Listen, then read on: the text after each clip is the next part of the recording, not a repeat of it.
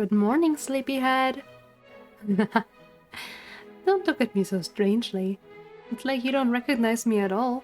But you should after last night. After all, we did something so intimate. I'm so happy I got to meet you. It's very sudden, but I'm sure our marriage will be beautiful. You'll be a wonderful spouse. Of course you'll marry me. You'll take responsibility for what you did, right? What do you mean you don't remember what happened last night? That's a shame. It was so romantic and beautiful. We became one under the white moonlight. We were just drawn to each other. It felt like fate. Yes, I did notice you were drunk, but that doesn't change anything, does it? It should absolutely change something, you say? Why though? Just because you were so drunk you couldn't walk straight, why shouldn't I drag you to my room? Why shouldn't I pressure you into marrying me now? You think that's a bad idea? But I'm a duchess. I'm rich and powerful and from the north. Why wouldn't you want to marry me? Besides, you can't back out anymore. You touched me, so you have to take responsibility. Huh? What you touched? What exactly we did yesterday? It's so inappropriate, I can barely say it. Last night, we held hands.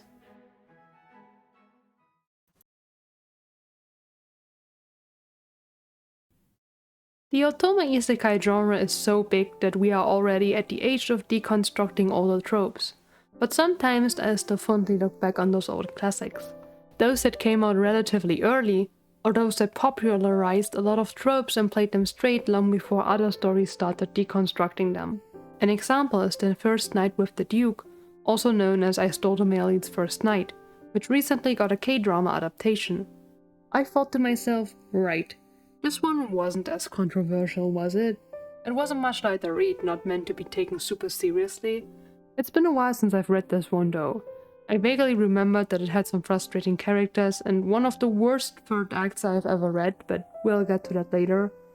We also have a pairing of an airheaded female lead who is charming but very very stupid, and an overly pushy male lead who won't take no for an answer. Both character archetypes are highly dependent on your tastes, so if this isn't your cup of tea, I get it. The female lead did test my patience a couple of times while reading too. And then I saw a post discussing this manhwa. Weirdly enough, people in the comment section were calling for webtoon to delete the entire story. I was super confused because I thought this was a pretty light read, but a good chunk of people really hated it with a lot of venom. And likewise, a lot of people look back on this manhwa fondly and call it one of their favorites. I want to remind you, this is comedy. What could be so divisive in this story? Well, it's the very first plot point. The one I had, for some reason, almost forgotten, even though it's literally in the title.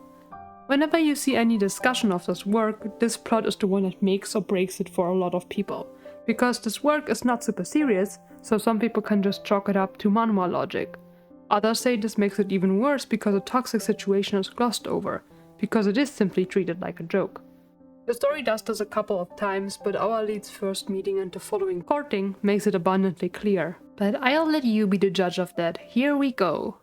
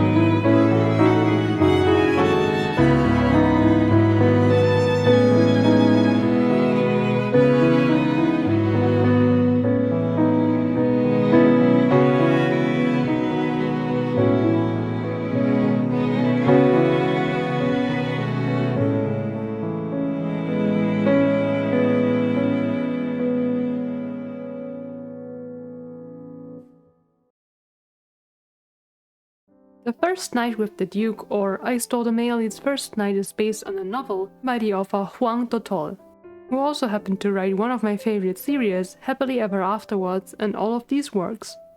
The novel and the manhwa were illustrated by MSG. The second?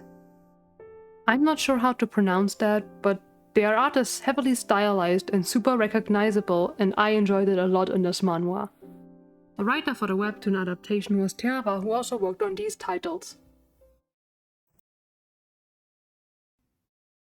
It's a peaceful morning at the estate. The maid steps into the room and gently attempts to wake her mistress. The noble lady isn't responding though. The maid calls for her a few times and then finally raises her voice. "Miss!" The lady jumps. The bed feels oddly soft below her. She squints her eyes. This must be a dream, but the water feels awfully cold as she washes her face. The black-haired maid joyfully explains that it's the birthday of Baron Haley's daughter, Miss Étoile, so the female lead must hurry up and get ready. This name is a little familiar to our female lead though. She asks if this Étoile happens to be blonde and blue-eyed. Her maid nods. She asks if this girl used to be an orphan before she saved the Baron and was adopted by him. Again, her maid confirms it. Doesn't this sound so much like something from a romance novel? Because it is. Étoile is the main character from a novel who is courted by a crazy obsessive duke. She hesitates for a while, but after hearing about his horrible childhood, her heart melts and she falls for him. After the villainess is defeated, they get married. And it seems our main character, previously a 22-year-old Korean university student, has also ended up in that novel, in the body of a noble lady called Ripley. The only issue is she has never heard that name before. Ripley starts asking, and her maid reveals that she is the daughter of a count. So even though Ripley was an unnamed extra, she seems to be doing quite well.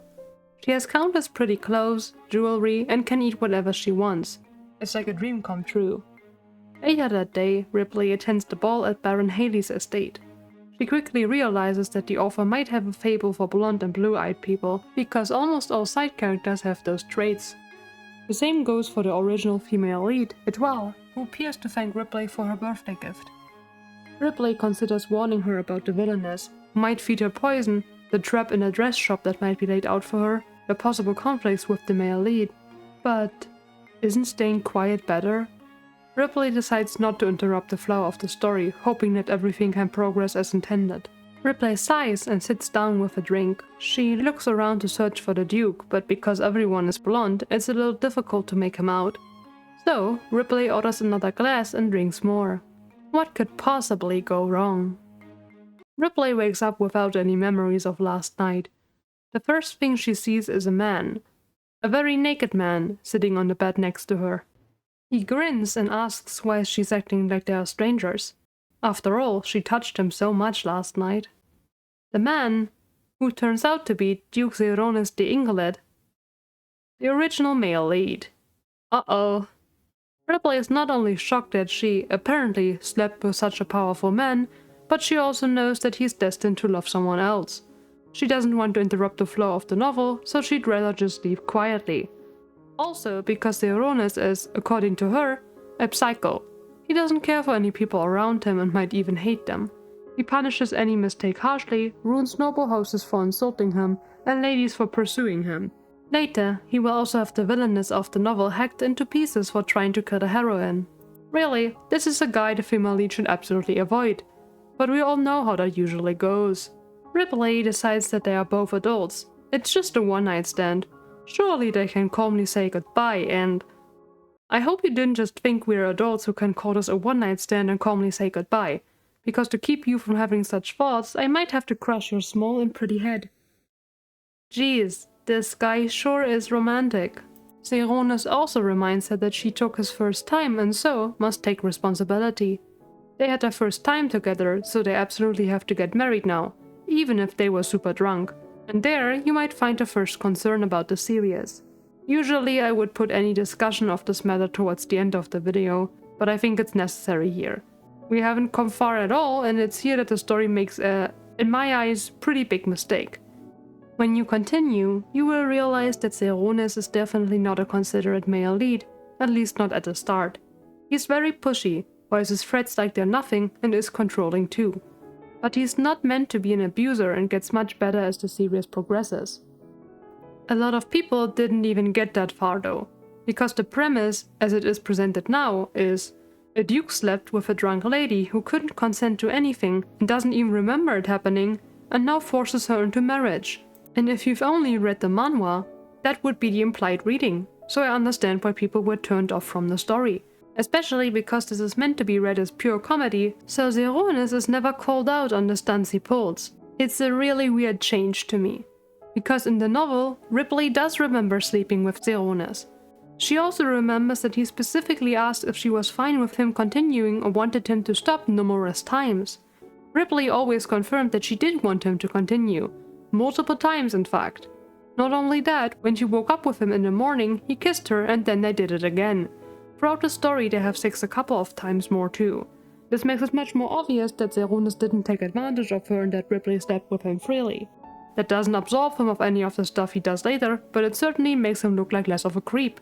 I think the intent was to lower the age rating by omitting any 18+ scenes, but that should have been done differently. We'll talk about it more later. I just threw this in here to explain why the story is treating this intercourse as consensual because it's based on the novel, and that while Zeronis is a little toxic, the story is rather lighthearted and not at all dark, and he later turns out to be a pretty good partner. But now, let's get back to the story. Ripley is upset with herself for sleeping with Zeronis. She racks her brain, but in short, has no idea what to do now. For some reason, she seems to believe that letting the original story unfold will allow her to leave the book and return to her world though. She visits Étoile. Ripley apologizes for being so drunk, but Étoile says she made the party more joyous with her juggling skills and her bomb cocktails. It seems that those cocktails were so good that even Duke Inglet asked for 2 of them, after cutting in line and having Ripley admonish him for it though. The original story is already all messed up because Étoile didn't speak to her male lead at all. She doesn't seem very interested in meeting him either, recounting some bad and greatly exaggerated rumors about him. Ripley corrects all of them, including the one about Zeronis being impotent because he hasn't shown any interest in women. Oh well, I don't think that's a problem. If anything, he finishes too excessively. Étoile is surprised, but Ripley plays it off like it was a bad joke. Not wanting to come between them, she keeps quiet about that night, and just reassures Étoile that Zeronis doesn't have any issues in the bed department. Étoile doesn't seem interested, but Ripley glazes Zeronis a little. She repeats how handsome and rich he is, and how caring he is in the morning after you just had breakfast.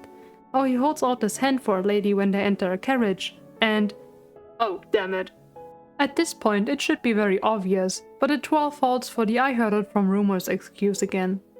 She applauds Ripley for being kind enough to put faith into a person with such a negative reputation, and for being the light of her party. She wants to be friends. Of course, after baiting us with the sentence, "I believe I've fallen for you." Don't break my heart, please, my lady. Ripley is as dense as a block of osmium. That's the densest natural element in this world. I looked it up for this joke. She thinks she should reject Étoile because Étoile originally didn't have any friends in the novel, but eventually caves when her new friend starts crying. And so, Ripley has become friends with the original female lead. She goes home and is confronted by her parents, who worried about her all night. She acts cute to get out of the scolding, only for her father to say that she has to be punished by being beaten with a rod. The next shot shows us Ripley's aching calves as her maid puts cooling towels onto her. Yeah, this is never brought up again. Abusing your child is also played as a joke here. Huh. Where is the Duke who threatens to kill everyone who hurts you when you need him, huh? A moment later, a maid announces that Miss Rose arrived, the daughter of a count, who also happens to be the villainess of the novel. Being madly in love with Zeronis, she took to bullying and later trying to kill the heroine when the couple got together. Ripley does not want to make this lady mad. This immediately backfires when Miss Rose has heard some rumors about a lady visiting Zeronis' estate in the morning and riding in his carriage. Ripley tries to calm her down, but it's no use. Rose talks herself into a rage, accusing Ripley of trying to seduce Zeronis, picks up a cup and throws it at Ripley, who defends herself with a fan. Miss Rose, now covered in tea, vows to pay Ripley back for this humiliation and walks off. Ripley feels like everything she tries goes wrong, so she stops trying, but to no avail. She receives a letter from Etoile, who invites her to meet at a dessert shop. Ripley doesn't want to go, but Etoile sounds so lonely that she caves again. However, she clings to her stupid plots anyway. At the dessert shop, Ripley waits for a special guest she invited.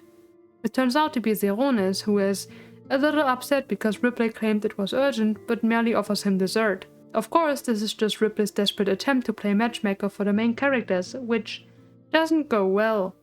But at least we find out that our female lead's full name is Ripley de Liverpool? Anyway, Zeronis reminds her of a certain obligation she has to fulfill. Ripley interrupts him in embarrassment, but he seems content. He hands her an invitation to the royal ball. Ripley is now all depressed because she wanted to avoid doing much, but has no choice. Her maid, Sylvia, pushes her to visit a boutique to buy a new dress. And there, she meets Rose.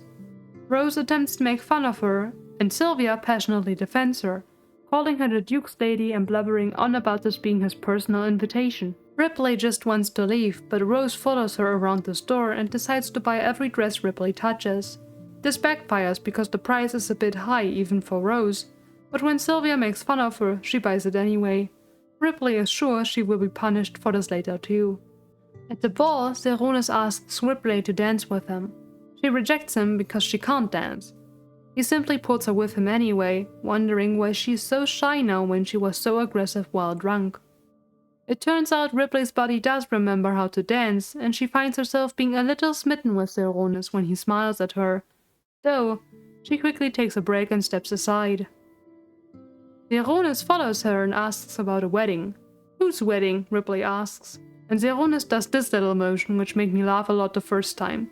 But Ripley still doesn't get it, trying to warm herself out of this. Zeronis reminds her that, well, he could still crush her head. Ripley finally snaps and says that he is being unfair. Zeronis says he's really not that unfair. He could exterminate her entire family and sell her as a slave. That would be unfair. Pardon? Yeah, that's romantic, I guess. Ripley gives in and says she at least wants an engagement before they get married. Zeronis agrees with that, but also asks for a kiss to get proof of her commitment to that promise. She doesn't kiss him, so he just kisses her. Ripley enjoys it, but decides Zeronis is a meanie, which is a kinder word than what I would have chosen. Ripley takes a break in the bathroom, only for Rose to storm in and start another fight. Rose saw that kiss on the balcony, so she came to insult Ripley for stealing the Duke. The Duke, who, mind you, never showed any interest in Rose, so I don't know why she's being this delusional. Ripley realizes that Zeronis never showed interest in the villainess, so if she were to copy Rose's actions, maybe he would let her go. So she begs Rose to tell her how to make someone feel sick and tired of you. Of course, Rose sees that as an insult. Ripley keeps rambling until Rose slaps her. Ripley finally stands up for herself and calls Rose out for being a stalker. Zeronis doesn't owe her anything, and Rose can't go around blaming other people because she didn't get what she wanted. Ripley is a little scared of the consequences after, especially as she hears Rose crash out in the room behind her. She wants to run off, but Zeronis appears. And he, of course, sees the red spot on Ripley's cheek. He asks, but she claims everything is okay. Just then, Rose appears. She puts on a fake smile, which immediately pisses Ripley off. Zeronis makes it clear that he only waited for Ripley and that he knows that someone hurt her in that room. Rose says she must have slipped. Ripley has enough. She lifts her hand and points. She's the one who slapped me. Rose tries to call her a liar, but Ripley insists. Zeronis believes her and does nothing. Because we were promised a Psycho Duke, but got a towel, I guess. He merely says he will overlook it this time because of Rose's father, but that he will be upset the next time. Which pisses me off a little, because the appeal of obsessive male leads is supposed to be that they are protective, and he is just a little too forgiving for my taste, but oh well. He merely calls Ripley his fiancée. Rose gets more upset as the two leave together. Zeronis also has the nerve to ask Ripley if something happened that made Rose hit her, even though she already pointed it out. Instead of getting mad at him, Ripley sticks to acting like a villainess and tells him to stay out of it in a rather brash tone. He obeys but worries about her cheek. Ripley is surprised because he is meant to be possessive, But he tells her that love, to him, is this: being with her and sharing warmth. Well, that's great and all, but I need him to be a bit more protective. What kind of male lead lets someone slap his fiancée, huh? Are you kidding? See, this is why a yandere will always... Ripley returns home and keeps planning how to be a villainess. Sylvia isn't really interested, but Ripley suddenly wants to be mean to Etoile? Wait, she wanted to make Zeronis hate her. Shouldn't she be a villainess in front of him? What's the point of doing it behind his back? Well, now she suddenly wants to bully the heroine. But of course, she feels bad insulting Etoile and also can't bring herself to throw tea at her. She ends up forgetting about the plan and offers to lend her clothes to Etoile instead. Etoile calls her a good friend and... Ripley thinks back to something. Something that might give us some background on her life before the novel, but not yet. Ripley gets a letter from Zeronis and goes to visit him. The carriage stops as a horse is injured though. She plans to walk the rest of the way and meets a random guy she doesn't know, who offers to bring them to the Duke. Sylvia seems very interested in this guy though. It turns out he's a supporting character in the novel, the second male lead. Still right, an heir to a Marquess. And apparently Ripley liked him before she transmigrated, so Sylvia pushes her to be nice to him. Ripley entertains an awkward conversation where Sir Wright admits that he is friends with Zeronis. That's a surprise. I didn't think cold dukes of the north were allowed to have friends. But I guess Zeronis is from the capital and not from the north. As they arrive at the estate, Sir Wright leans close and asks if Ripley could tell him how to make that cocktail from the party. Apparently it was so good that he wants to copy it. Of course, Zeronis shows up and misunderstands. Ripley ignores that and focuses on acting like a villainess. She says she wants a fancy engagement ceremony, a pretty gown, and a big ring, and great shoes. And of course, the Duke must pay for it. Zeronis says, naturally, because this guy is rich as fuck and Ripley should know that. But she doesn't because she is a little slow. Which she immediately proves by giving the worst reply when Zeronis asks how she knows Sir Wright. I have a crush on him. Why? Why though? Why would she think this is a good idea? Zeronis is promptly plotting a murder. Ripley immediately retreats and says, oh, Sylvia has a crush on him, my maid. Zeronis falls for this somehow.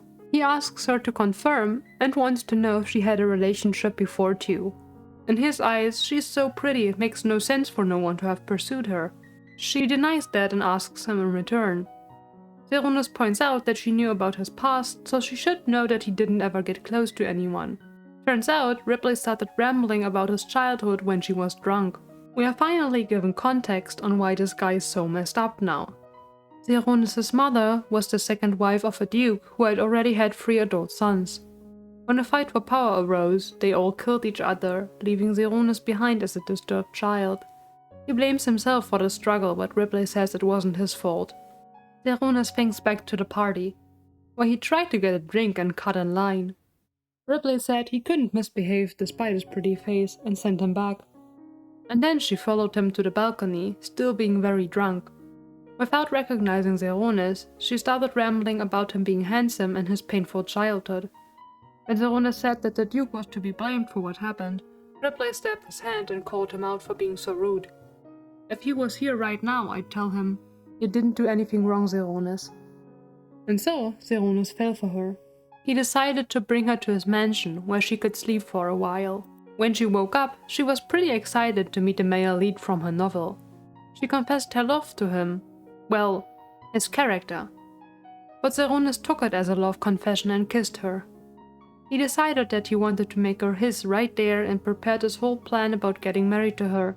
It's also implied that he might not even have slept with her that first night, but it isn't directly confirmed. Please correct me if I'm wrong here, I keep seeing people say that this is the case, but I couldn't ever find Zeronis ever outright saying that. Back in the present, Ripley gets nervous thinking about this love confession. She finds herself being charmed by him but refuses to accept it for now. She wants to avoid Zeronis, so she decides to become a nun. Sylvia is starting to get exhausted with her, and I am too. But luckily, Ripley drops this idea right after visiting the monastery and hearing that she would actually have to pray, live modestly, and eat less luxurious food here. She still attempts to convince Zeronis that she will actually become a nun though. Zeronis reminds her that she had her first time with him and so can't be a nun anymore, especially not because she is so easy to tease when he simply comes closer to her. So really, she should forget about that. Ripley finally confesses the truth to Sylvia. Sylvia is shocked at first, but quickly says that marrying Zeronis would actually be a good thing. Being a rich duchess, what more could you want? But Ripley already has a new idea. From now on, she will pretend to be ugly, lazy, and dumb to get rid of Zeronis. I don't like being mean, but she's certainly one of those things, and she isn't ugly or lazy. As Zeronis visits, she gets all dirty and greets him. Zeronis only worries about her doing manual labor though, and simply nods along whenever she says something stupid. Perfect husband material for Ripley, who says stupid things quite often. Her father chimes in, and immediately Zeronis takes the opportunity to propose. Count de Liverpool is shocked, and Ripley tries to reject the Duke.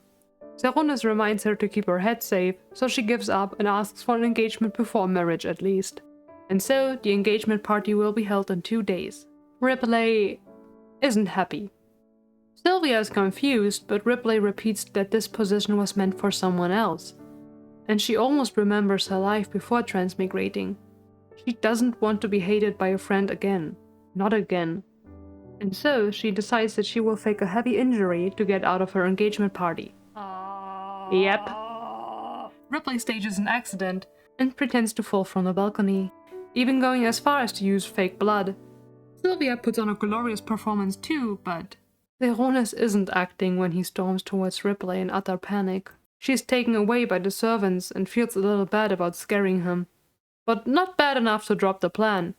She has a doctor pretend that she will be scarred for life. Zeronis hears about a possible scar on her face and her inability to walk from now on, but he doesn't care. He's only glad she will survive. Ripley realizes he really does love her, but if there only wasn't that thing in the real world. Long before she transmigrated, she lived a normal life. As a university student in Korea, she had a good friend. And one day, that friend's boyfriend sent her a message. She thought nothing of it, even when he offered to lend her some gym equipment she had mentioned. She asked him to hand it over when the group meets again, but he wanted to see her one-on-one. So, she met him at a cafe, and from then on, they kept meeting. Somehow, that guy always showed up wherever she was, and one day confessed his love. Our female lead didn't go along with it, no. She slapped his hand away and left. But her friend heard about that incident, and she also found out about those meetings behind her back. From her perspective, it was a callous game against her. Even when her ex showed up, she kept yelling. The ex at least confirmed that it was one-sided and that nothing happened, but it didn't change anything. And someone posted that video online. From then on, our female lead was bullied, and her former friend joined, even when she was isolated, because she wanted to take something that wasn't hers. Ripley wakes up back in the novel.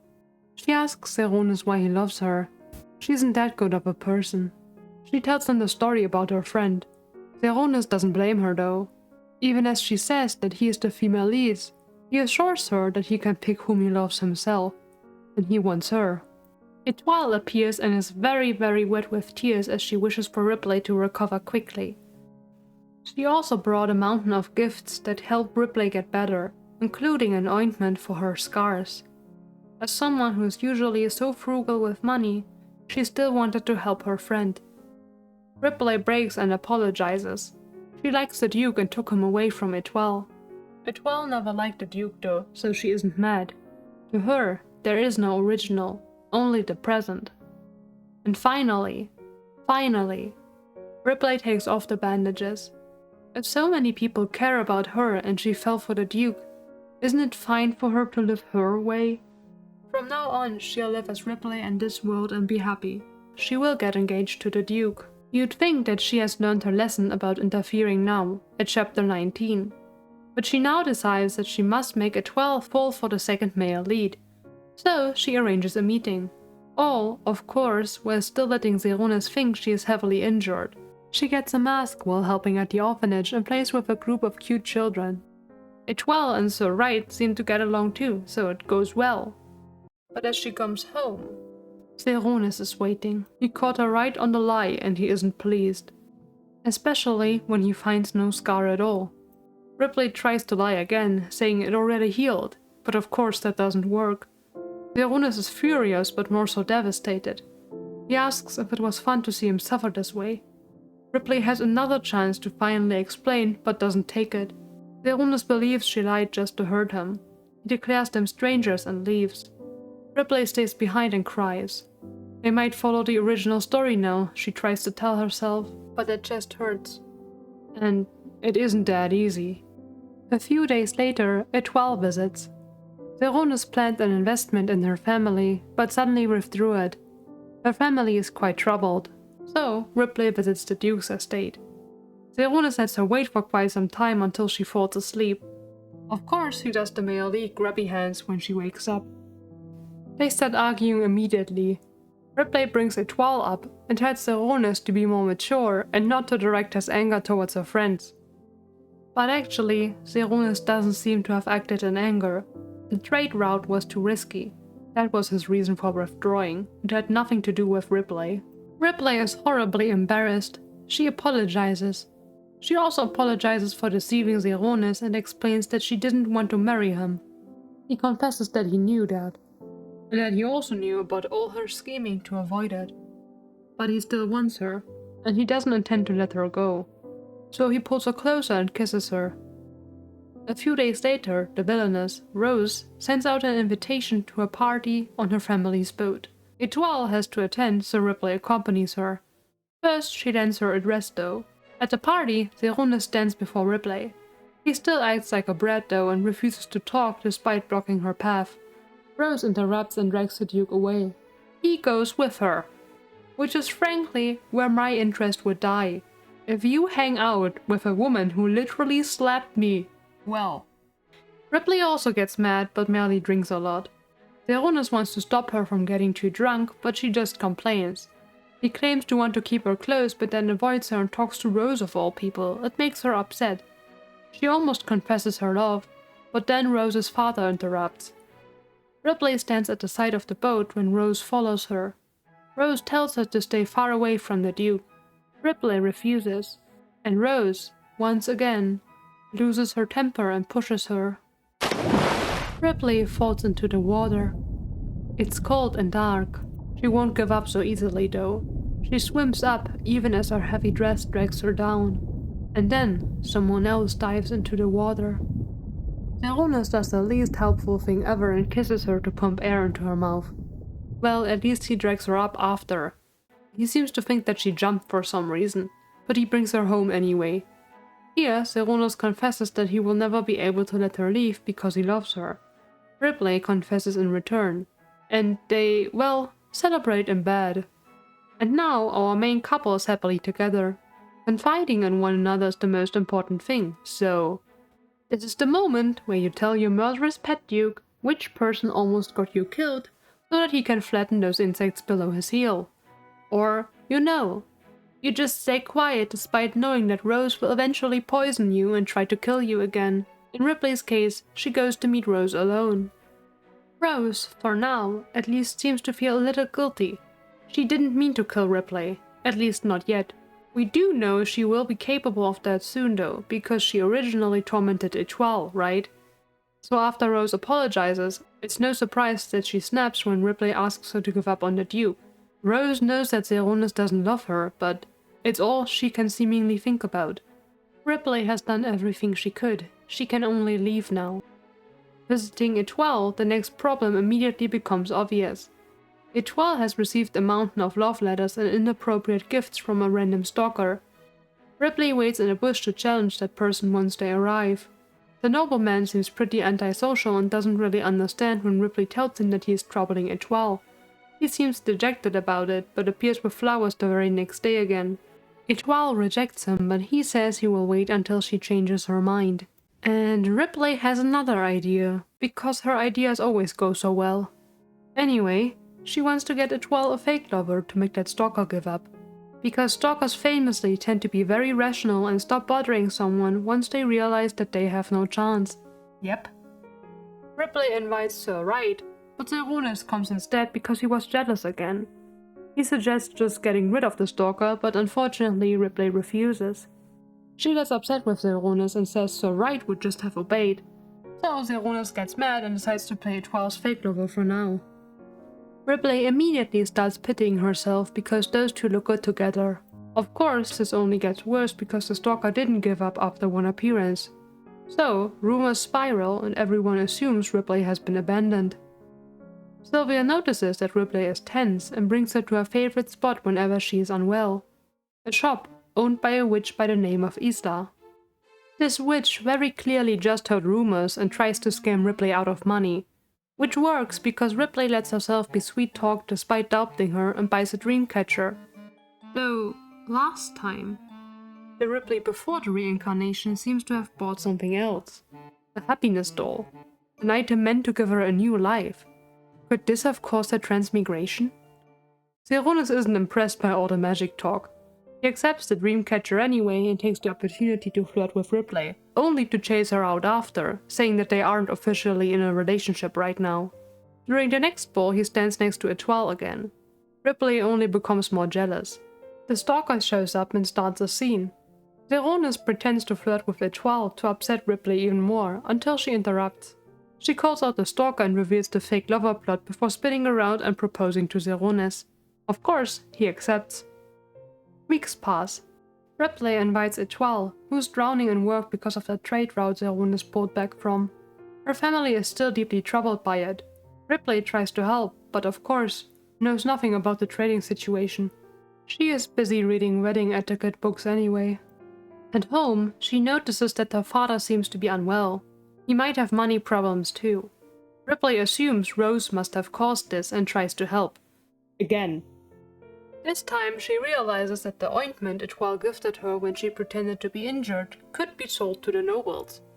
So she sells all her jewelry to invest in a collaboration with Etoile's father. You've guessed it, every manhwa needs one, here it is. It's time for the female lead's business venture. And still, she doesn't tell her fiancé, the richest guy in the country. Ripley works day and night to get the ointment produced quicker, while neglecting her wedding preparations. She also ignores Zeronis when he invites her, so he eventually just appears in her room in a less than stellar mood. She finally explains. He's also confused why she wants to earn money on her own, but is very much fine with it. He does offer to invest, but she refuses that. Zeronis is merely a bit upset that she keeps delaying her tailor's appointments and makes her promise to deal with it in time.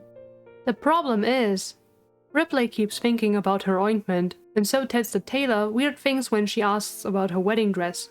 According to her, the result is too sexy and far too revealing when it's actually very pretty. Ripley still overworks herself and ends up being super tired when eating with her friends.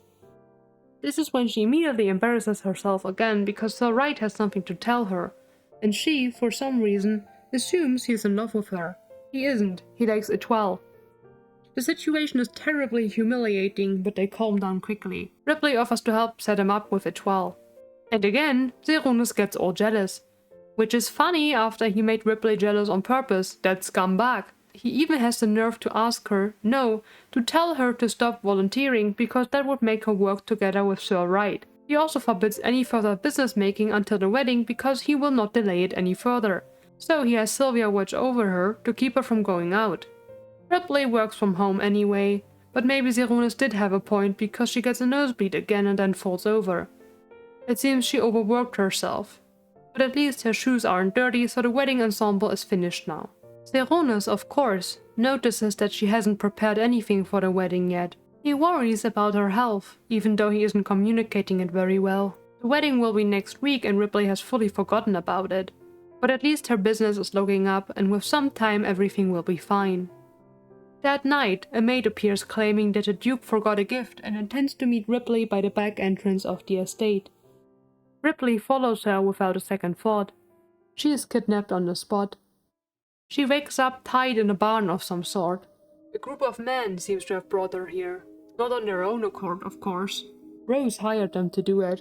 She wants to be rid of Ripley entirely and has no intention of leaving her alive. Surprise! As if that wasn't totally obvious. Rose even says she wouldn't be here if Ripley had told the Duke about the boat incident, but oh well. Ripley has left in that barn to starve. Rose only comes back to mock her occasionally, hoping to make her death the most painful one. By now, Zeronis found out that his fiancée is missing, and Rose says he might be blaming Sylvia. Ripley kneels. She begs Rose to be able to send a letter saying that she ran away on her own, to protect Sylvia. She begs, and Rose obliges when she promises to write about an alleged affair to make Zeronis resent her. But Ripley hasn't given up. She manages to free her hands and trick the guy by the door. She distracts him and kicks him as hard as she can, and runs, for an eternity. But of course that man catches up to her. He uses a slingshot to throw stones at her, stopping her in her tracks. He retrieves a knife, raising it to kill her. And just then, Zeronis shoots him with an arrow.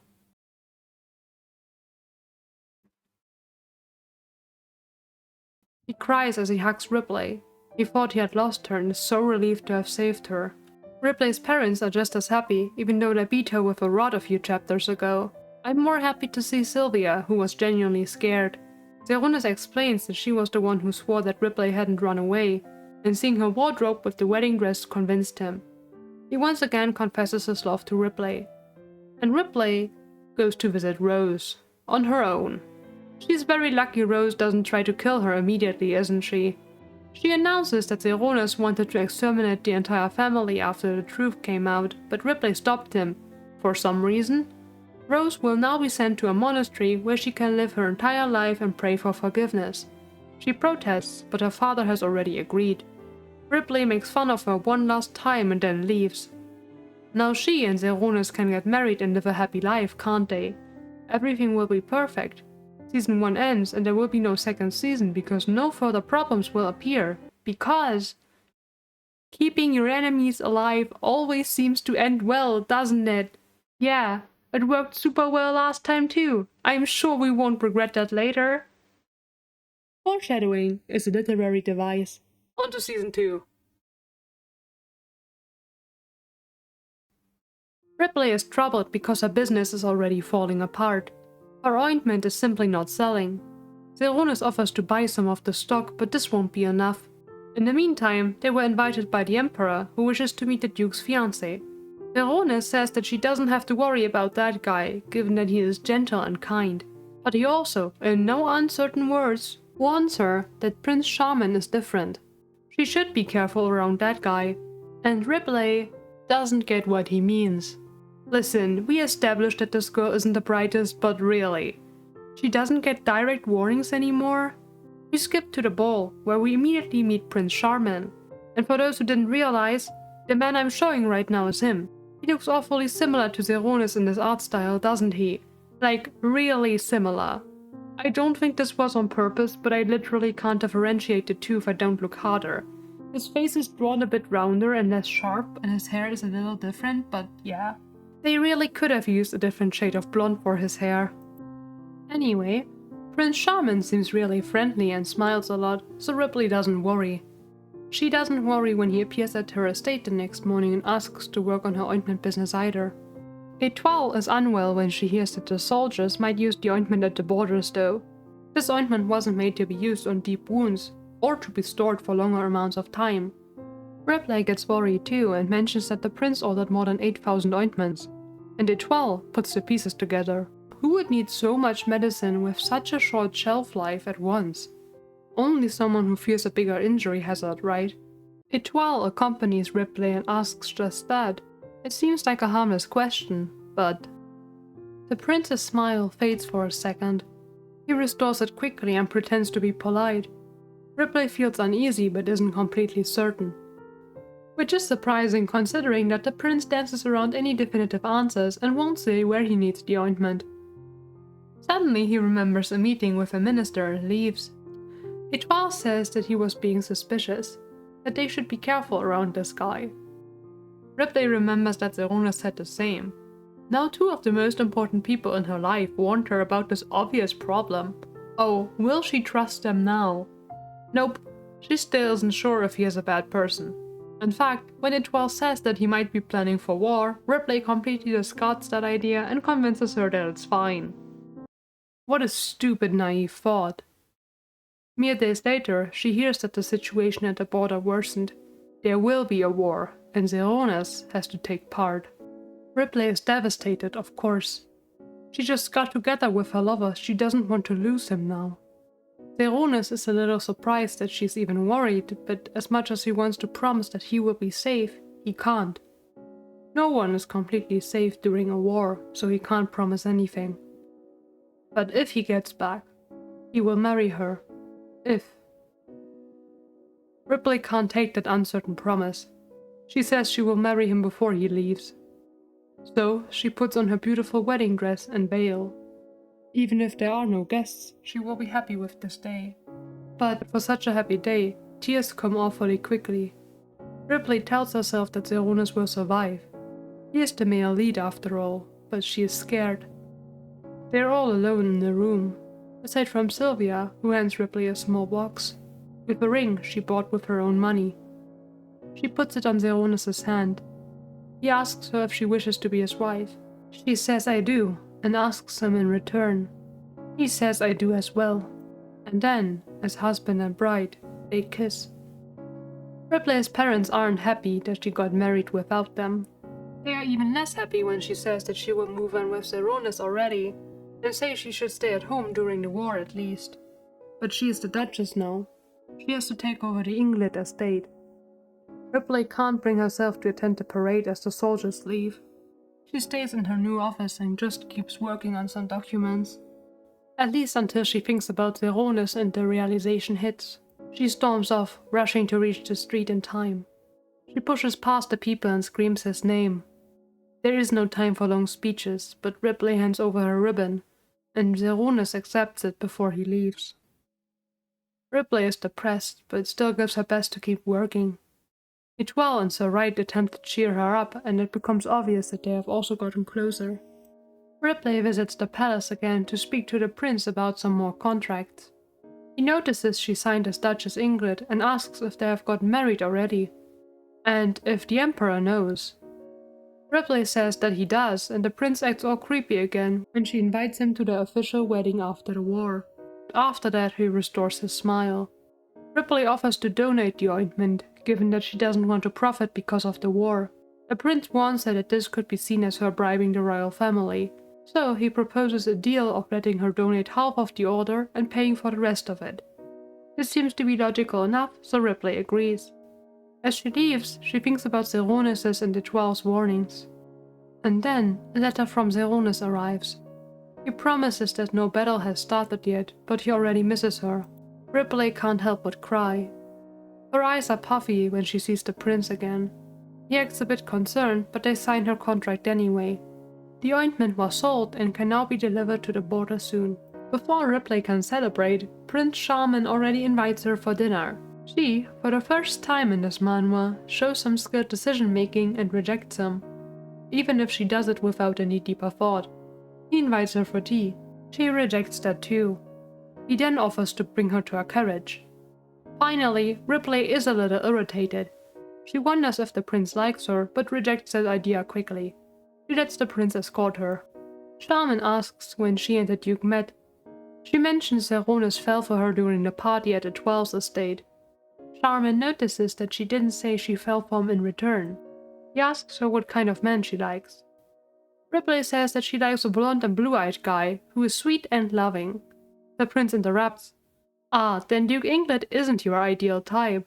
Ripley says, that's exactly Duke Ingrid. Prince Charming seems surprised.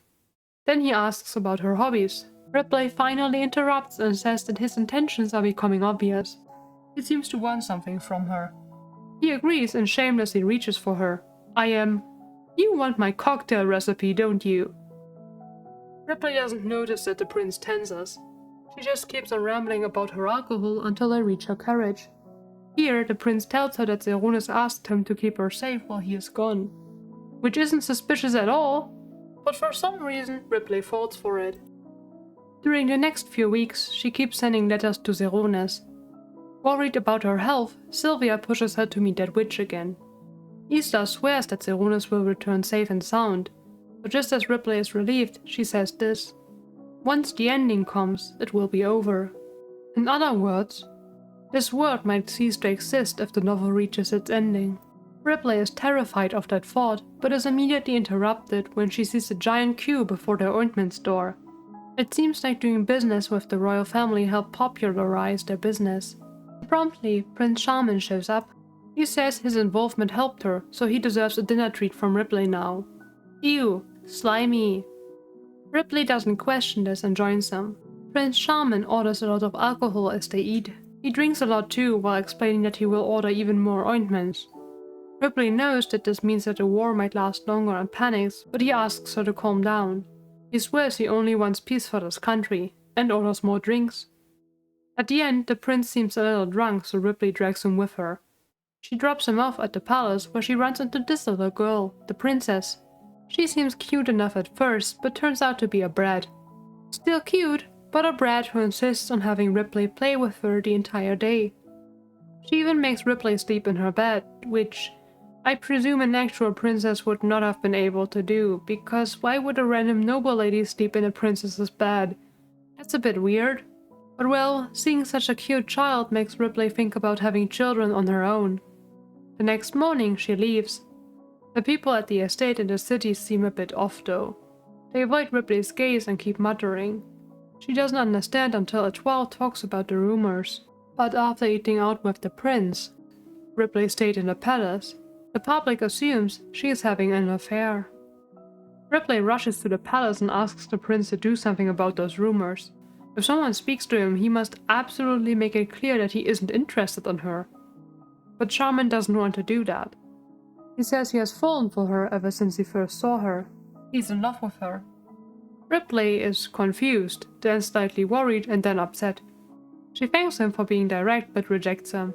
He seems surprised by this and attempts to speak again, but Ripley simply leaves. Back at the Duke's estate, Ripley realizes that her food has been made wrong on purpose.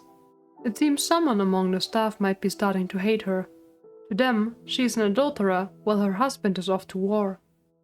So she gathers the staff and explains that the rumors are a lie. And they believe her because the Duke is the most handsome man in the world, isn't he? And the most handsome man loves her very much. Why would Ripley get close to a less handsome man who won't love her as much? That's not really proof of anything, but somehow is enough to convince everyone.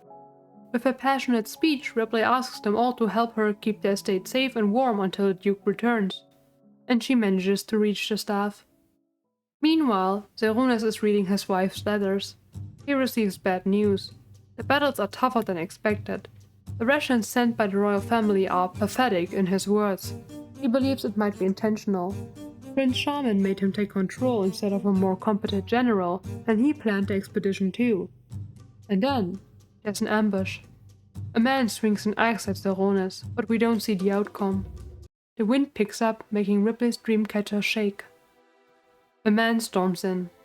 The Imperial army has been defeated, he says. In Zeronis' tent, they merely found a bloody ribbon. There is no body, but it might have been taken by their enemies.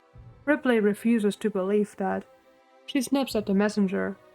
The army refuses to search for Zeronis and simply wishes to declare him dead, but there's no way Ripley will accept that. She starts to pack her baggage, only to be stopped by Sylvia. She's desperate, but rushing into a battlefield won't help. Ripley has to gather her thoughts first, even if she is terrified. But before she can do so, Prince Charming arrives.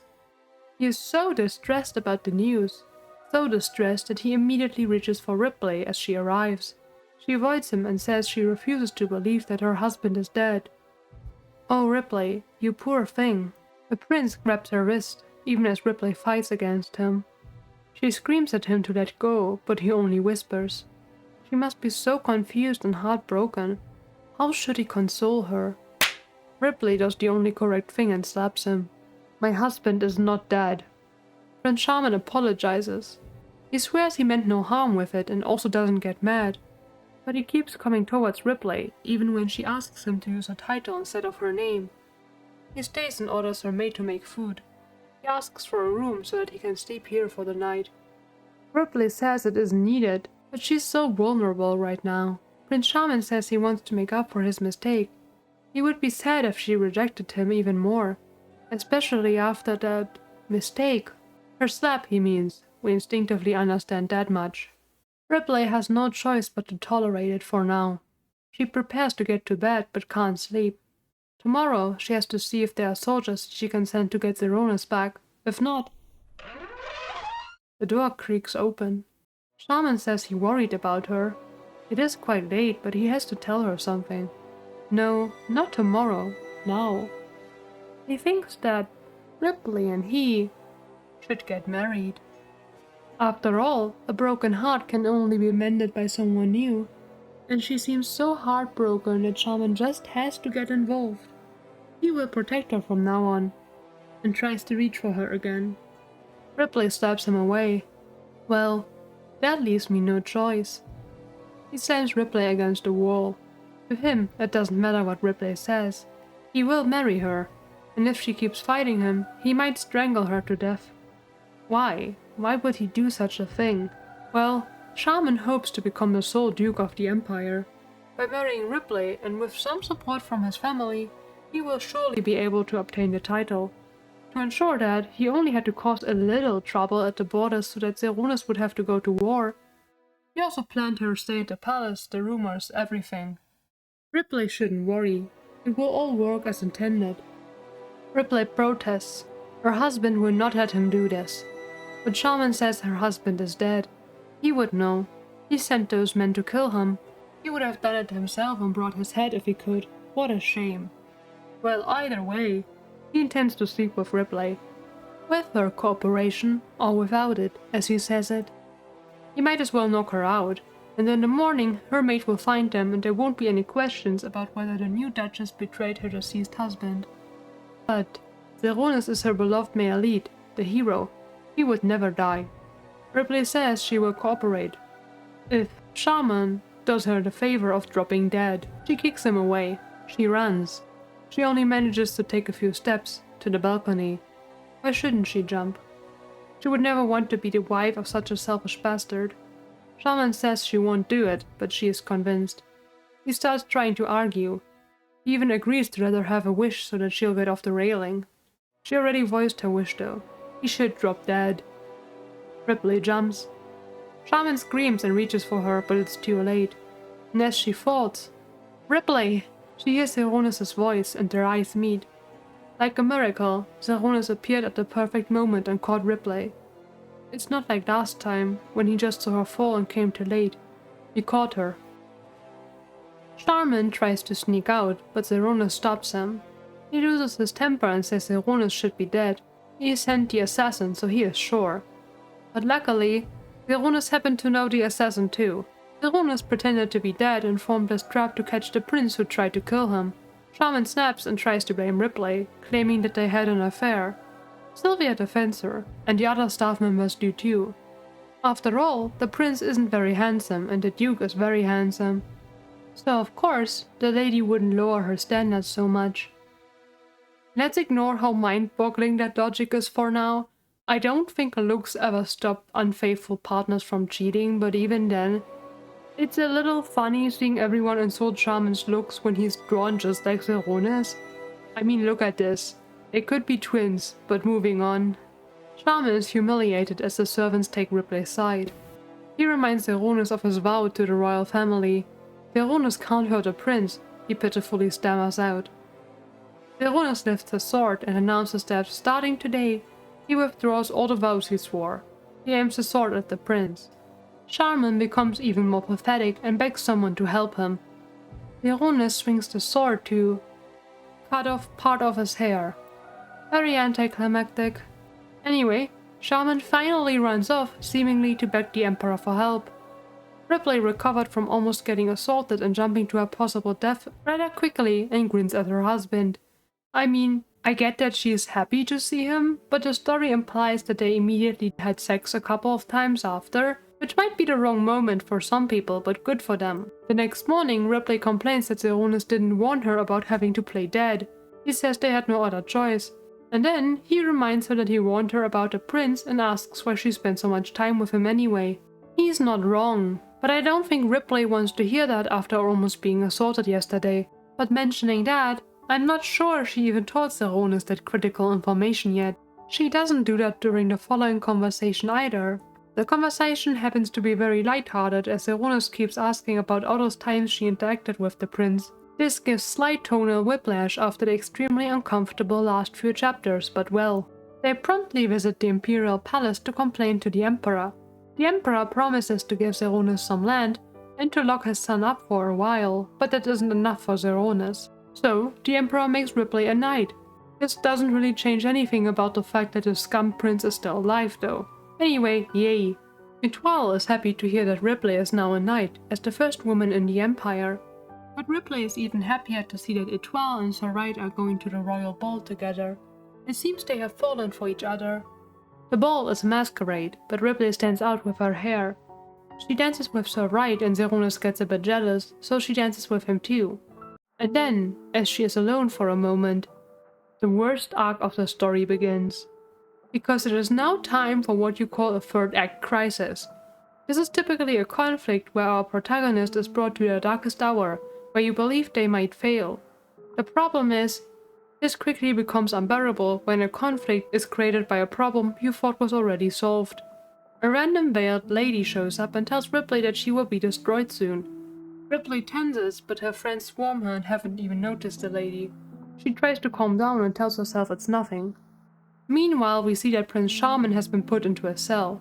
He will be forced to carve wood covers for Ripley's ointments. He asks if he will be allowed to leave once he finishes.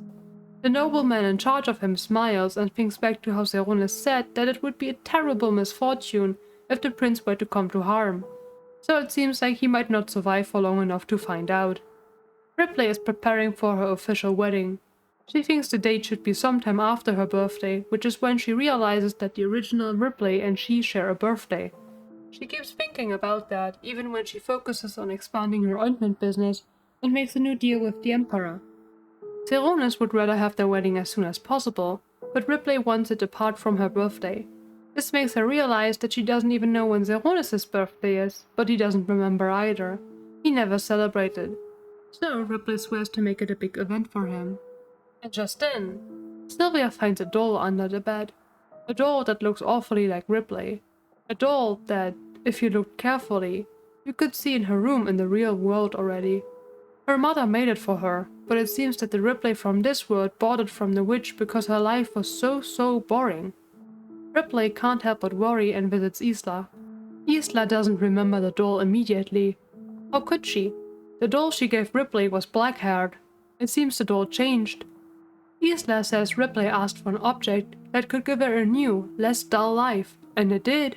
She tries to sell Ripley a cat plush that will allegedly lead to world peace, which Ripley accepts after some insistence. But the only thing Ripley can think about is those words.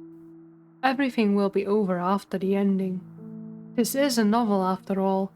What happens once they reach the ending? Will everything disappear? Ripley can't stop thinking about it. As Zeronis talks about their wedding, she realizes that the wedding will be the ultimate happy ending. Once they have that, what will happen? She asks Zeronis if they have to have the ceremony. He gets upset and says that he won't let her start a fight after things have just been going so well. Ripley meets Étoile and Sir Wright to invite them to her wedding, only for Sir Wright to propose to Étoile. During a restaurant visit with a third friend who is currently talking about her wedding. I mean, it's not the worst moment, but it could be better. But either way, the ring gets stuck on Étoile's finger. She says it might be because she worked so much as a child. That it's proof that she and Sir Wright shouldn't be together even if she loves him, because she's unfitting.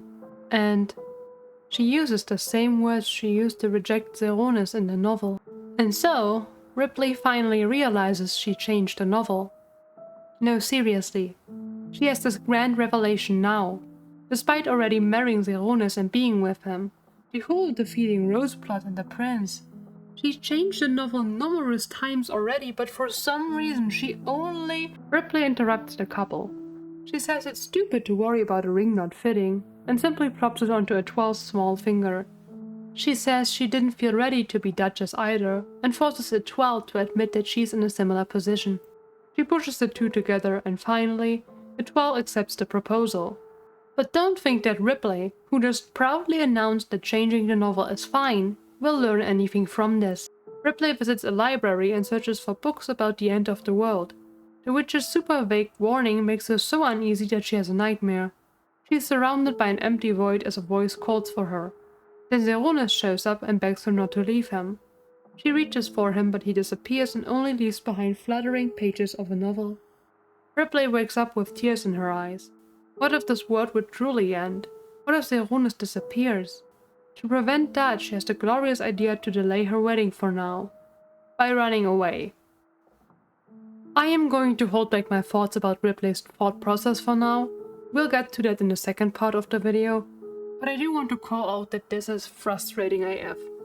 We see Ripley keep running away and not communicating for about 30 chapters in the first season. It's the main source of conflict. Seeing that the next 30 chapters had her actually working together with Zeronis make you think that she got over the stick to the novel syndrome, only for it to come back with full force. Ripley literally packs her things, takes off her wedding ring and wants to run, without thinking about how her husband could be hurt by this. Ripley doesn't think about anything but herself, and she can't even do that properly. I would really like some feedback on whether anyone likes this arc, because I hated it the first time I read it, and I still hate it now. Like, I would not have been surprised if Zeronis had had enough and left her here, because my god. Luckily, we are spared a chase sequence, because Zeronis catches Ripley before she leaves the house. He sees her with her baggage though. His expression darkens.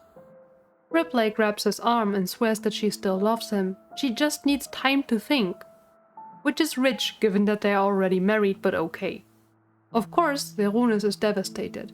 He thought she finally loved him, and now she wants to run away. He says Ripley is his personal nightmare, and I can't blame him. He gives us the following heartbreaking line too. I always smile and don't forget to whisper I love you before sleep, but when I wake up you reply by leaving me and running away. Ouch. Ripley finally breaks and wants to confess the truth to him. She reveals that they are in a novel and that she wonders if they will even keep existing after dance. Zeronis believes it's an excuse to reject him. He begs her just to tell him if she doesn't want to be a duchess or if she hates him because he has done horrible and dirty things. And Ripley replies by narrating a scene from a novel. A memory from Zeronis' childhood, where he hid below his bed as his mother died, where her blood flowed towards him like it was reaching out with bony fingers to grab him. Zeronis has never told anyone about this, but Ripley knows. She swears that she loves him as well and wants to be with him forever. But maybe it's too little, too late. Zeronis doesn't believe her, and leaves. But as Ripley cries herself to sleep, steps sound. Zeronis appeared. He says it's hard to believe that their world is a lie. But even if that is the case, he loves Ripley, the Ripley in front of him. He would give up his title and go wherever she wishes to go if she insists on saving the world. They fall into an embrace. The very next day, Zeronis is gathering soldiers to find information about the upcoming end of the world. He also starts to investigate the cursed Ripley doll. Easter shows up and announces that the doll was made by her great-grandmother over 100 years ago. She doesn't know anything else about that doll though. She just came here to get the money promised to anyone who can find the origin. Ripley and Zeronis are at the starting point again. To search for clues, Zeronis travels to the southern forest, leaving Ripley alone as she keeps trying to figure out this mystery. And then, when we just got over this horrible arc and can move on, something worse happens. What do you, the viewers, think might happen? Is it A, Ripley falls asleep and wakes up back in her own world? Or maybe B, the witch suddenly turns out to be an antagonist and attacks the couple? Or is it C, an antagonist who came back to bite Ripley in the ass after she made the mistake of sparing them once already, returns after being spared a second time and bites Ripley in the ass again? It's C, because Ripley wakes up in the middle of the night and finds Rose next to her bed. Rose apparently broke out of the convent she was stuck in and rushed over to become a maid. She holds a dagger to Ripley's neck and seemingly has lost her mind completely. She not only wants to kill Ripley and her own father now, she also wants Zeronis dead if he won't become hers. Ripley begs her to reconsider. Rose's life will end if she does this now. But Rose says she doesn't care. She raises her dagger. A knock stops her. Sylvia steps in with a candle. Rose immediately lunges towards her, thrusting her knife forward.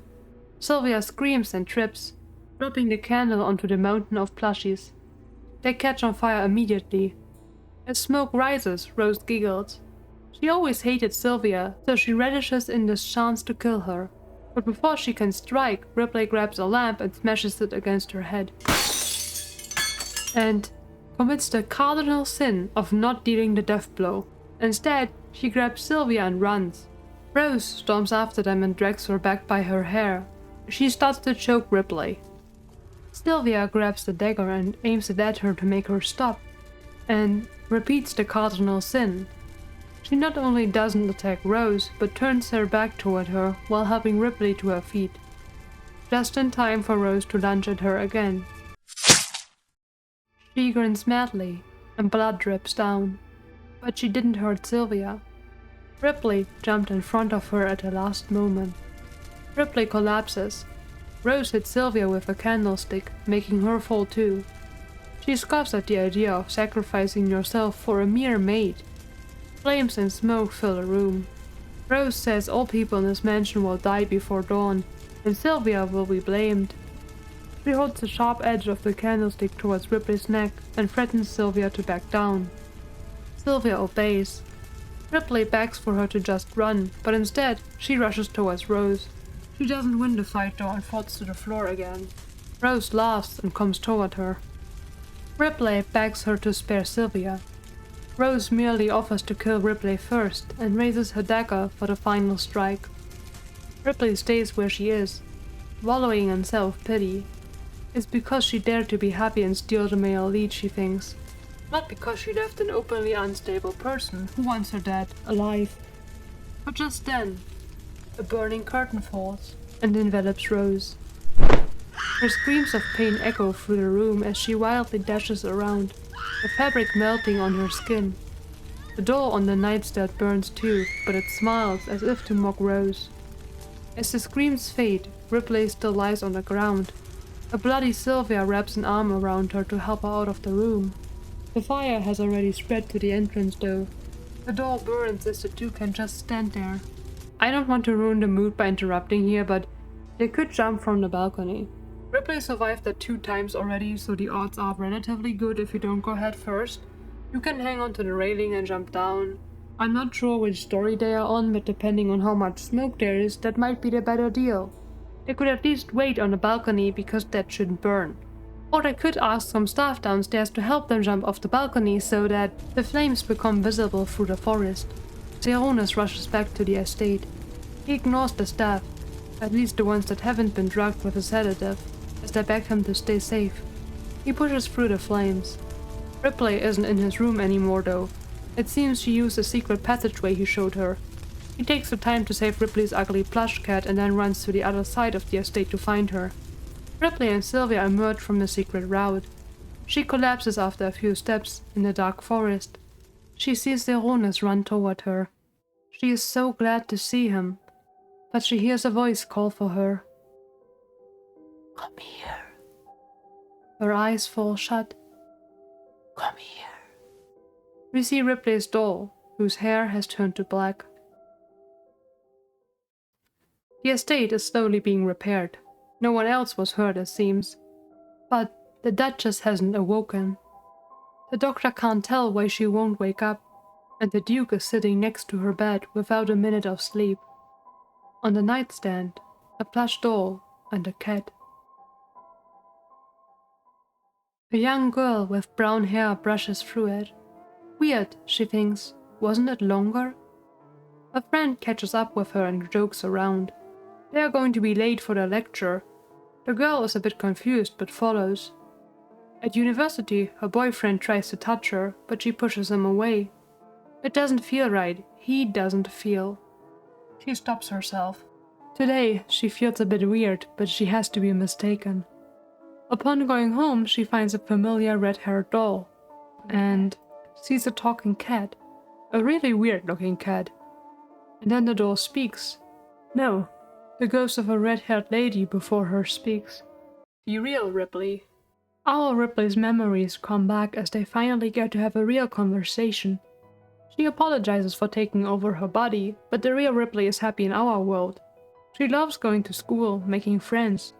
She even loves her new boyfriend, and seemingly somehow managed to make that asshole ex-friend be her friend again. But she also mentions that she read the novel, and the novel didn't change. Zeronis still married Etoile. So, doesn't that mean that our Ripley's story is separate from the novel? She might actually be able to marry Zeronis without ending their world. She wants to tell him immediately, but she isn't actually in his world. The original Ripley explains that she bought the happiness doll to get a more interesting life, and she received it. If our Ripley agrees, they can form a contract and switch their lives forever. Luckily, they are both happy this way. So, they smile at each other once more and wish each other the best. Then they both hold the doll and Ripley is in a void. That ugly cat appears once more and runs away from her. She rushes to follow it. Red locks swing behind her. She finds herself in bed, her eyes shut. She hears Zeronis cry, so she wants to open her eyes and fights. It takes so much effort. Then she whispers, "Zeronis." He turns to her, eyes wide. Zeronis looks so tired. He can barely stand and collapses onto his chair. He tells her she was asleep for almost 2 months. He isn't sure if she is real or if he is hallucinating. So Ripley leans forward and kisses his cheek. Zeronis collapses into her, being more than relieved that she is with him again. They kiss as the doll watches from the dresser. Sylvia comes in crying. She promptly clings to her mistress and is so happy she is better. Ripley's parents storm in too. They look like they lost a lot of weight and are so glad to see their daughter, who isn't their real daughter, but close enough, I guess. Then Etoile comes in crying too. She tries to hold back, but she struggles a lot. She also brings good news. The ointment business is booming, so Ripley is newly rich. Woohoo! Ripley offers to buy Zeronis whatever he wants, only to realize that he can already buy whatever he wants anyway. Oops. But they use the opportunity to flirt in the garden, where new flowers have been planted. Zeronis is weirdly hesitant when it comes to talking about their wedding date though. He doesn't ask her to have it super early this time, but he's all too eager to fall into Ripley's arms. Meanwhile, Etoile and Zoraida in the capital. They chat a little, hugging each other as they walk. In the alleyway behind them, a person, covered in long rags, is walking. Blonde hair peeks out. Is this? Ripley volunteers and plays with the children again. They only recognize her when she puts on the tiger mask, and then argue about whether they prefer steak or cake. Ripley wants to treat them, so she invites them to a wedding so that they can have the best steak. But when she brings up the topic, she realizes that Zeronis is still oddly hesitant when it comes to the preparations. When she mentions her concerns, Zoraida tenses. Ripley pushes him to speak with her, but he avoids it until his proposal to Etoile is brought up. It seems they delayed their engagement until Ripley woke up, and when Wright didn't ask again, Etoile thought he had changed his mind. Ripley watches as the two make up and confess their love. Unfortunately, she doesn't receive her answer. A couple days later, Ripley and Sylvia walk through the capital again. They pass by an alleyway just as that woman walks by again. She's covered in bandages. Ripley meets her gaze for a moment. She believes she is mistaken, but that girl looks a lot like Rose. Upon hearing that, Sylvia insists they have to chase her. Rose's body wasn't found, so this might actually be her. And they are right. Rose is here, but she is different. She leaps at Ripley like a mad dog, trying to get some bread. She thanks the pretty lady for the food and says that she is the Duchess and will pay her back. There's no trace of the previously refined noble lady. She doesn't even recognize Ripley. Ripley is unsure but hands over all her bread. Then she leaves. Sylvia asks if she wants to have Rose executed, and Ripley says to leave her be. Listen, this would typically be fine with me. Rose is suffering enough right now, but in the case of this story, this exact decision has almost caused Ripley to die 2 times already. The only reason Rose isn't coming back again is that the story is over now. So it is a bit naive. But I guess it's nice because we see some red-haired lady take care of Rose. Maybe she will get a better life after this somehow. Back at home, Ripley still struggles with Zeronis avoiding her questions about the wedding date. When the princess shows up and begs to be maid of honor, Étoile already had that part, so she is made the flower girl, and asks for a date. Ripley finally has enough of the delays. But just then Zeronis asks to meet her in the garden. Zeronis still seems oddly quiet. Ripley assumes he might be nervous, so she talks over him. She understands his nervousness, but she wants to marry him immediately. Zeronis starts laughing. He isn't getting cold feet. He was trying to propose after Wright chewed him out for not doing it formally. So he had prepared 1,000 roses and wanted to ask Ripley to be his wife, as some sort of apology for pushing her at the start. He goes down on one knee and asks if she wishes to be his wife. Ripley, of course, agrees. Their wedding is full of countless guests, but also the children from the orphanage have come. Sylvia is here. Étoile and Sir Wright are here. Ripley's parents too. Everyone is crying with joy as the flower girl appears. Behind her, the beautiful couple. Ripley wears her hair open this time, like Sylvia suggested. Ripley and Zeronis swear their love for each other once again. They lean in for a kiss before the priest can say anything. And during the party after the ceremony, Étoile even juggles in honor of her dear friends. Sir Wright mentions that Zeronis has become much more lively since meeting Ripley. He isn't as stiff anymore, he makes mistakes and shows emotions. Wright couldn't be more grateful. And in the evening, Ripley puts her husband with her to their bed. They already had their first night, but this one might as well be the official one. And so, they share their second, or maybe third, or fourth, first night with each other with love. A satisfying ending, everything was answered, no questions remain. It stuck the landing in contrast to a couple other stories. So, but wait, there's more, because we still have about a dozen side stories left, and these feel like more of an additional season. Ripley wakes up and squints her eyes. Beside her is a naked man, her beloved husband. He jokingly asks if she will ask who he is again. She laughs and then just says she is overjoyed to be with him.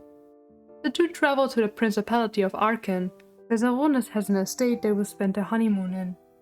They flirt a bit in the carriage and on the balcony, but as they take a walk, they hear screams. A young boy has fallen into the water. Zeronis jumps in to pull him out, but the boy immediately turns out to be bratty and says he doesn't have to tell them who he is. Ripley says his parents are surely worried, but it makes the boy yell even more. They wouldn't care even if I drowned, he says. Ripley flicks his forehead and tells him to stop saying something that will only hurt him. The boy gets terribly mad for a moment and then proposes to Ripley. Zeronis gets a little jealous immediately and chases the boy off. Later that day, they are called to meet the king and the queen of Arkan.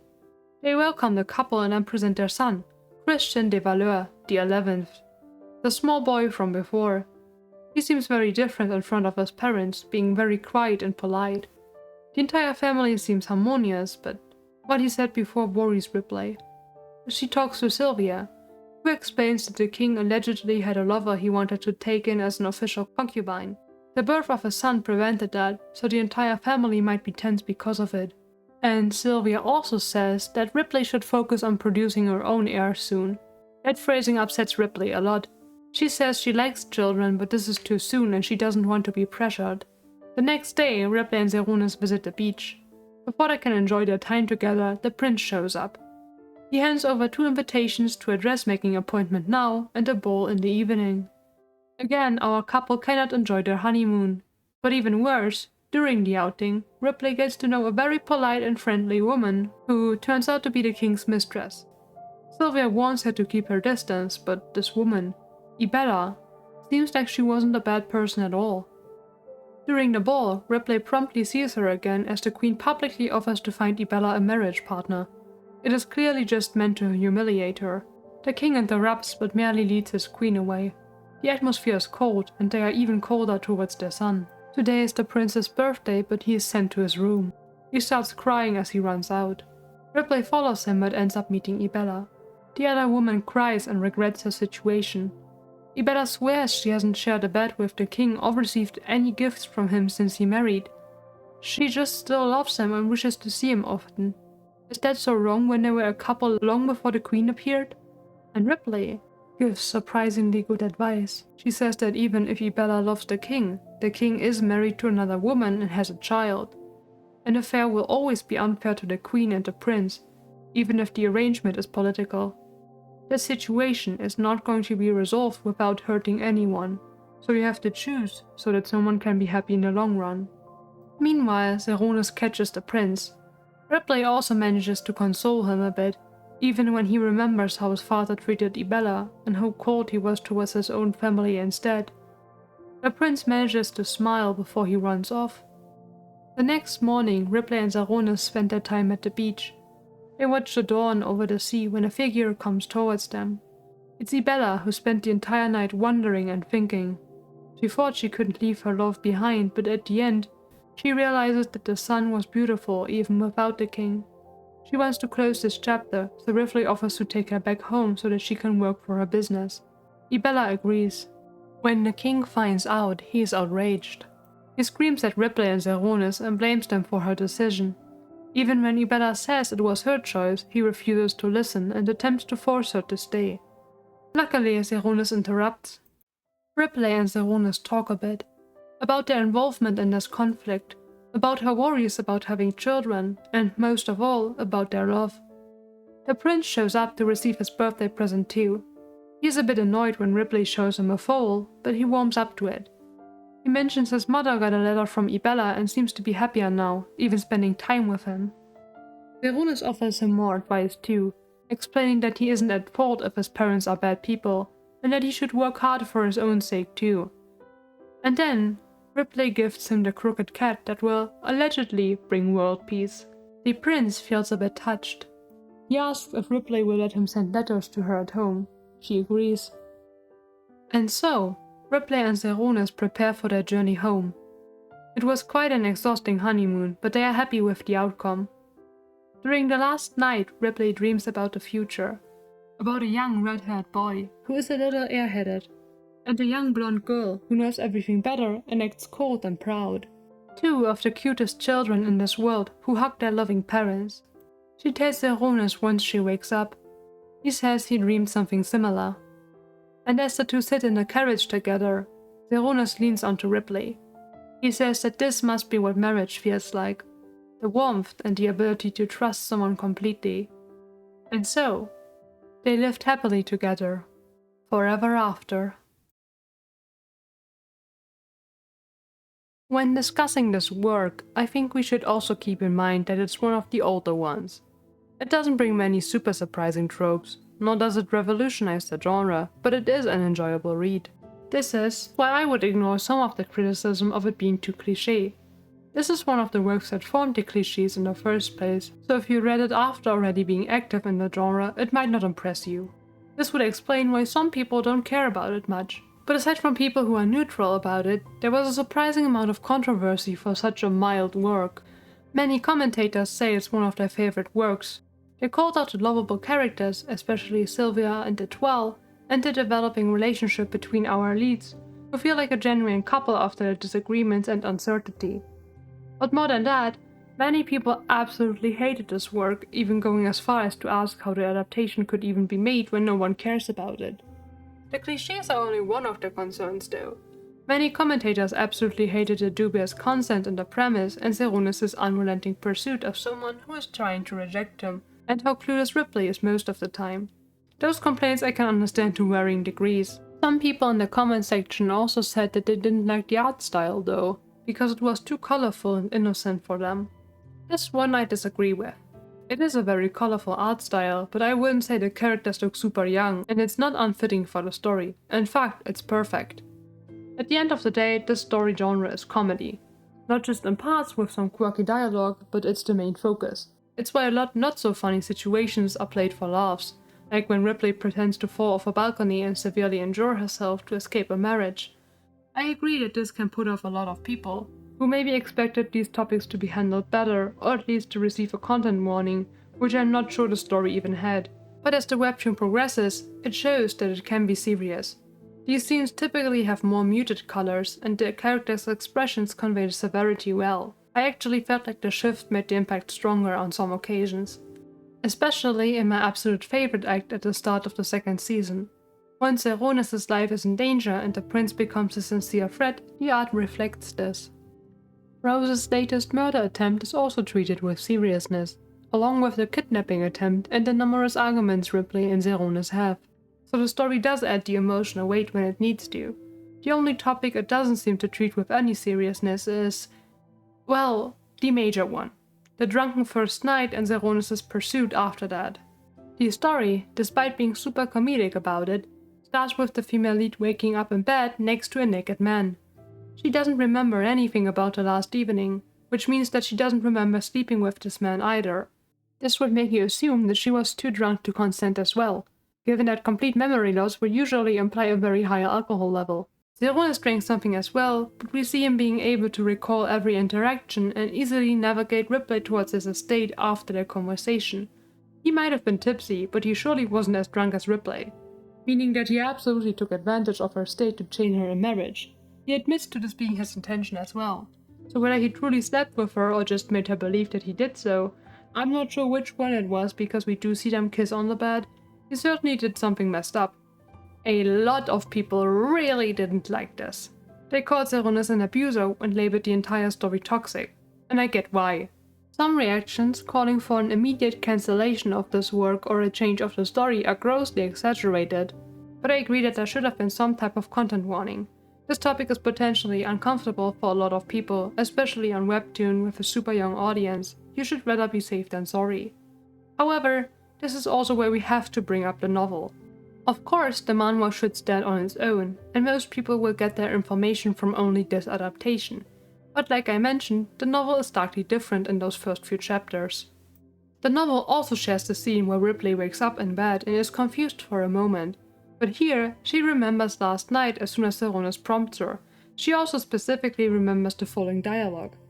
You don't like it? That's not it. Should I stop? No, don't stop, please. In the morning, Ripley is a bit uncomfortable with what happened, but not because she regrets it. Her only concern is that the male lead belongs to the heroine of the novel. But even then, as Zeronis leans over and kisses her, she happily sleeps with him again. She even hits him with the sentence, "The problem is that your lips and mine are apart," as he pulls away for a moment. Clearly, the Ripley in the novel was written to have partaken in the titular first night with enthusiastic consent. From then on, she also sleeps with Zeronis and kisses him on multiple occasions. I already mentioned that I don't understand why this was changed in the novel. The goal has seemingly been to decrease the number of R18 scenes, but from what I've seen, those were already fade to black in the novel. There was no need to cut them out even more, given that the main characters, by nature of the plot, have to keep talking about their first time constantly. I also don't know why making it seem like Ripley was taking advantage of would lower the age rating. The changed context really doesn't do our male lead any favors. Especially since the manhwa clearly does want you to know that Ripley consented and does like the Duke. She repeatedly asks herself why she did such a thing, and why she is so sensitive when it comes to him. She also makes that comment about Zeronis absolutely not being impotent, so it seems like she kind of does remember that night, despite the story telling us that she doesn't. You might be able to chalk this up to a thoughtless change from the novel, and the fact that the author wrote a comedy. I do believe they actually just found the scene of Ripley waking up and going, "Who are you?" to the naked man next to her funny. Having her get drunk was essentially just an excuse to have her act out of character during that party, and to lose her inhibitions so that she can tell Zeronis that she likes him. Also, to make sure that she can sleep with him and complain about acting stupid after. This might sound like a cheap excuse, but I'm almost 100% sure that the implied dubious consent was accidental. As in, the author didn't mean to make Zeronis seem like an abuser and merely wanted a reason for him to become obsessed with Ripley quickly, while giving her a chance to act coy despite sleeping with him. You could argue that the main problem is that the author feels like the female lead needs an excuse to sleep with the male lead to remain innocent even after, but accusing the story of that might be pushing it. Unfortunately, I don't think that changes anything about how people view the story. If it starts on this premise, readers will drop and call the male lead out on the implied abuse. So to anyone who still hates the story because of that, fair. However, I would say that the overwhelmingly negative reaction to the story I saw on certain social media platforms is a little surprising. This genre has much darker stories with worse characters, so I was confused why this one specifically was so heavily criticized. But I guess the fact that it's comedy makes the mix of jokes and this drunken night worse for some people. I personally think that it's most important that a story, whether it touches on sensitive themes or not, honors the initial premise it set up. If I'm reading a super dark psychological story, or even just a very serious and grim one, I don't want to see those issues being treated like a joke. If the story as it's set up from the beginning takes nothing seriously, I'll turn my brain off and treat the jokes like jokes. Of course, that doesn't apply to my channel though, because I take everything far too seriously when I analyze things. So, even if it's comedy, let's get to the other two subjects people criticized and one subject I haven't seen anyone call out. The female lead of the story is, I believe, a character you will either hate or love. Most likely, this will switch between the scenes. Most of this manhwa's comedy stems from Ripley's quirky behavior and her stupidity. Before elaborating, I want to clarify. I like Ripley. I think she can be very funny and charming, and some of her naivete makes sense given her situation. Especially her background story, where she was accused of being a homewrecker, did give her some depth that made certain decisions more understandable.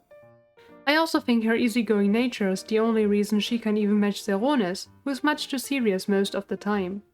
Ripley is also a person who gives others the benefit of the doubt and many second chances before she starts hating someone, including most antagonists. This can be naive, which we will get to, but you can also admire her for it. I really adore that she doesn't just shrink on herself and cower when threatened too. Ripley is willing to physically fight to free herself even at the risk of death, takes an almost deadly stab to protect Sylvia, calls out the insane Rose directly, and slaps a prince in front of an audience. She has guts. Ripley is also a great friend. Her relationship with Sylvia and DoTol are both very precious, and the story lets you feel how much she cares about the two. I love how she helped DoTol and Sarai get together, and her interactions with the orphans were precious. The advice she gives, especially near the end of the series, is solid too. The way she talks to the prince and Bella and the side stories, chef's kiss. Ripley is also, once she finally gets over herself, a very good partner for Zeronis. She's always willing to defend him, 100% loyal to him, and will do everything to make life easier for him. She even takes the time to win his staff members over. Knowing about his childhood, Ripley can also tell him the exact words he needs to hear and allow him to let his guard down around her. Throughout the story, you'll notice how she gets closer to her beloved and slowly loses her initial shyness, while working hard to be a great wife and duchess. In general, I would say Ripley's development is very enjoyable, aside from a certain act I have some issues with. But unfortunately, many people will never get to know Ripley's development because they only managed to endure her for a few chapters. The issue is that around 70% of the story's problems stem from her stupidity. In fact, all conflict within the first 20 chapters comes from her rejecting Zeronis. To be clear, she has all the right in the world to reject a guy, but whenever the female lead ends up with someone in the end, I would rather skip the flip-flopping or at least minimize it. It'd be fine if she had a good reason too, but all Ripley ever thinks is that Zeronis belongs to someone else. She ignores his opinion whenever he corrects her and refuses to acknowledge that she already messed up the plot anyway. Now, Ripley was written at a time when female leads that clung to the original story like crazy were new, but this trope aged like milk and just annoys most people now. In this story, it only lasts for 20 chapters but then resurfaces later, and I always viewed it as this story's weakest plot point. This is a personal opinion though, not a fact, so you are allowed to disagree. What is probably worse is how far she is willing to go to avoid Zeronis. Actually jumping off a building and pretending to be crippled for life is insane, especially because she admits that she likes this guy. Zeronis is pushing her too hard, but really. That's your first idea. Why not agree on an engagement and hope he'll fall for the heroine before the wedding instead, if you're so sure that the novel will catch up? And even in conflicts where Ripley wasn't at fault, she makes things worse. When DoTol's stalker shows up, she makes Zeronis act as her fake lover and then gets jealous. When their wedding draws near, she keeps delaying things for no reason. And then, there's the entire plot with Rose. If Ripley was just a normal noble lady, I wouldn't mind her treating Rose like a minor annoyance instead of a genuine threat. But Ripley is a transmigrator, who has additional knowledge of the novel. She knows that Rose will end up trying to kill a woman for getting close to Zeronis. What makes her think that she will be treated any differently? I'd put defending myself against Rose as the #1 priority immediately after that first incident. But Ripley, for some reason, believes that just avoiding Zeronis will be enough to get her out of this mess. Given that Rose is obviously an insane stalker, that doesn't seem very viable though. Ripley still doesn't recognize that her life may be in danger, and worse, does not tell Zeronis about her growing animosity with Rose. You'd think that she would change her mind once this piece of garbage pushed her into the sea and risked her death. But Ripley convinces herself that a pep talk is going to fix whatever is wrong with Rose, despite knowing that this villainess would even harm someone as kind as Étoile. Of course, she comes to regret this.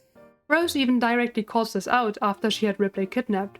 If you had told them about the incident on the boat, I wouldn't be here today. But okay, you can make this mistake once.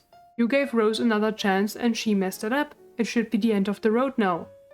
But then Ripley makes the same mistake again.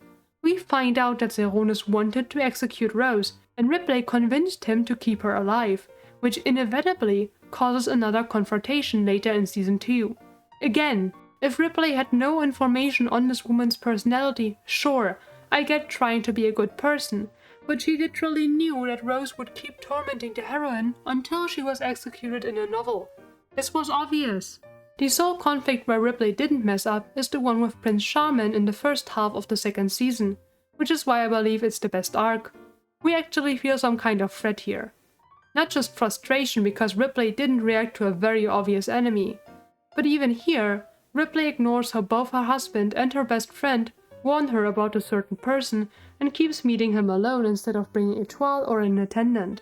I won't complain about that too much though, because I love how coldly she rejects that idiot once she found out what he wanted, and how she was genuinely ready to jump off her balcony to ruin his plan. That's some serious conviction here, and I love the progression we had to see her get to this level of emotional strength. And then, the next act happens, and everything goes back to square one. She does not communicate. She doesn't care about Zeronis' feelings at all. It's not like her doubts are unfounded, but she goes about it in the worst possible way at every opportunity. It was so bad I found myself nodding along when Zeronis called her his personal nightmare. Now, character flaws are obviously important to any plot, and other people might very well have enjoyed Ripley's antics, but it just felt like for someone who was 22 in her first life, and allegedly went to college, she acts without any kind of foresight. Ripley has a lot of great moments. When she talks to others, gives advice, defends herself, or people she cares about. But unfortunately, she does a lot of frustrating stuff too, and forces the story to drag her along for about half of its runtime.